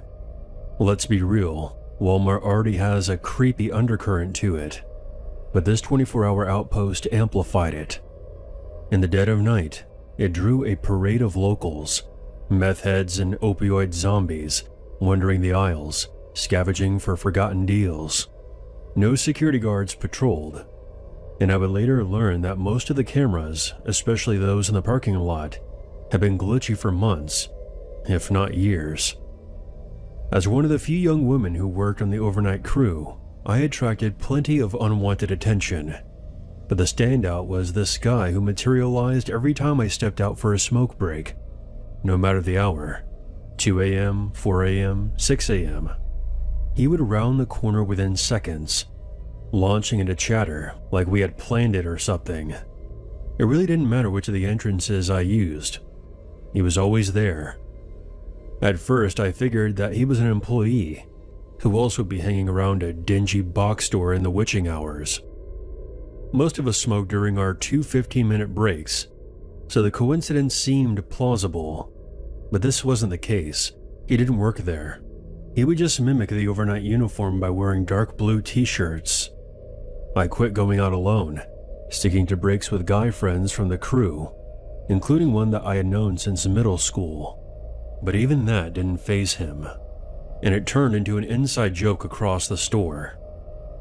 I was unsettled but not panicked until my stalker ramped things up. He'd grill me about my relationship status and would ask me about it every chance he got. I was deep into GTA 5 then, so I spun a yarn about my terrifying long-distance boyfriend Trevor from Northern California. Hey, it fit the vibe. But he just shrugged it off. Eventually I dropped the niceties and started ghosting him mid-sentence. One night my go-to guy friend had called out sick, and the others were tied up across the store. I headed out with 2 older women from my crew. They finished quickly and went inside. I lingered for a final drag, and just as I turned to follow, he popped up. Looking back, it wouldn't be crazy to assume that he was in a car, scoping out the entrances with a pair of binoculars. He grabbed my hand, not a vice grip, but firm enough. "Come to my car real quick. I want to show you something." I'm not hot-tempered by nature, but my rage boiled over. I yanked free and bolted inside, my heart pounding in my chest. I stormed to the head manager and spilled it all. It turns out my stalker had a cousin on the unloading crew in the back, which was his excuse for loitering. The cousin was mortified, swearing that he'd handle it. But management? Fucking useless. No warning, no banishment, just shrugs and says, not our problem. I quit soon after, not over the stalking directly, more so the brass's incompetence. A friend of mine later clued me in. The guy kept lurking around nightly, shifting his creep routine to another woman. He hounded folks for weeks after I left, desperate for my name and address. Then one day, he disappeared. To this day, I still fixate on those busted out parking lot cameras and wonder if on one of those endless, exhausting nights, would anyone have noticed if I had just vanished? I'm 32 now, and this happened over a decade ago, but it still keeps me awake at night. It was late 2011. I was fresh out of high school, scraping by as a busboy at a small diner in Washington, D.C. before college kicked in that January. My buddy Alex, who I've been tight with since middle school, and myself decided to shake off the city grind with a weekend getaway. Some friends of ours had rented a cabin in the backwoods of West Virginia, tucked in the hollers near Summersville Lake, about a 3-hour drive from the Beltway. It was supposed to be bonfires, brews, and fishing. Sounded like a good time. We piled into my 1990 Honda Accord. It looked like a piece of shit, but it ran perfectly. It had a collection of CDs I'd spin on long drives. I was really into Dark Throne back then. The drive started easy, the Beltway crawl into I-66, then west through the Shenandoah Haze. But as the sun began to set around 6 p.m., we missed a turn at a sketchy, unmarked fork and ended up going down the wrong way. Yes, we made a wrong turn in West Virginia. The irony is not lost on me. The GPS was no help. I figured we were in some kind of dead zone. Neither of our phones were cooperating either. Screw it. Let's just see what's at the end of the road, Alex said. As we snaked deeper into the forest, the pavement gave way to gravel that crunched like teeth under our tires. The sky darkened, and the headlights became the only sources of light. There were no streetlights, no houses, just endless pine trees bordering the road. Then, the road pinched into a single lane, flanked by a barbed wire fence. A faded signpost was lit up by the beams. Private property. Trespassers will be prosecuted. Slow down. This might be it. I hope you're right. Having a double-barrel shotgun go up my ass is not on the bucket list. We rounded the bend and came to a clearing. There was a faint porch lamp on a run-down cabin that looked like it had been gnawed by termites. Clotheslines stretched between crooked poles. One of the lines appeared to have several carcasses dangling from it. At first, I thought it was a hunter's haul, but as we crept closer, the beams swept over the hanging bodies, and my breath caught in my throat. I'll admit that I'm not used to seeing skinned and gutted deer torsos, but there was something about the body at the end of the line that broke me. It seemed different from the others, human-like, or at least it used to be, before someone hacked off the arms and opened up the chest. I knew this was completely fucked when I felt bile rising in my throat. I had to look away and regain my senses. I don't recall seeing a head, by the way. Holy shit, is that a person? Alex whispered.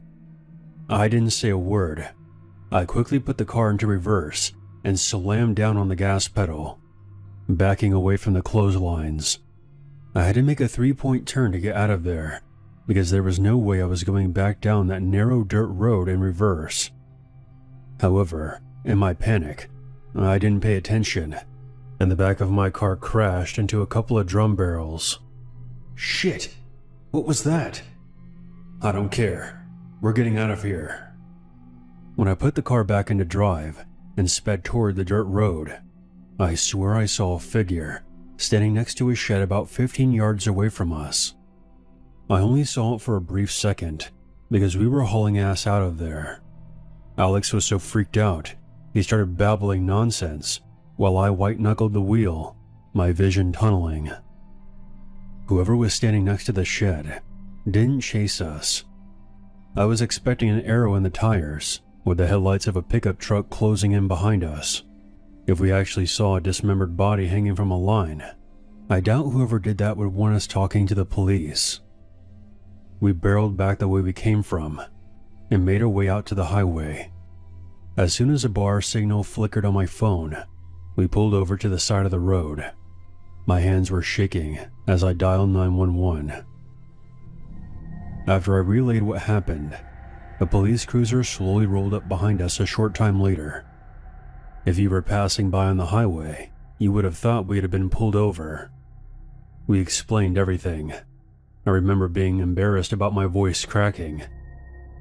They listened to our story with blank faces, then exchanged a skeptical look. The older officer spoke up. Sounds like you boys stumbled onto Old Man Hargrove's spread. He's a hunter. Been at it for 40 years. And that body was probably a gutted buck. There's been no reports of missing folk around here. I know about it. The shadows play tricks in the hollers. Or maybe y'all just been hitting the sauce.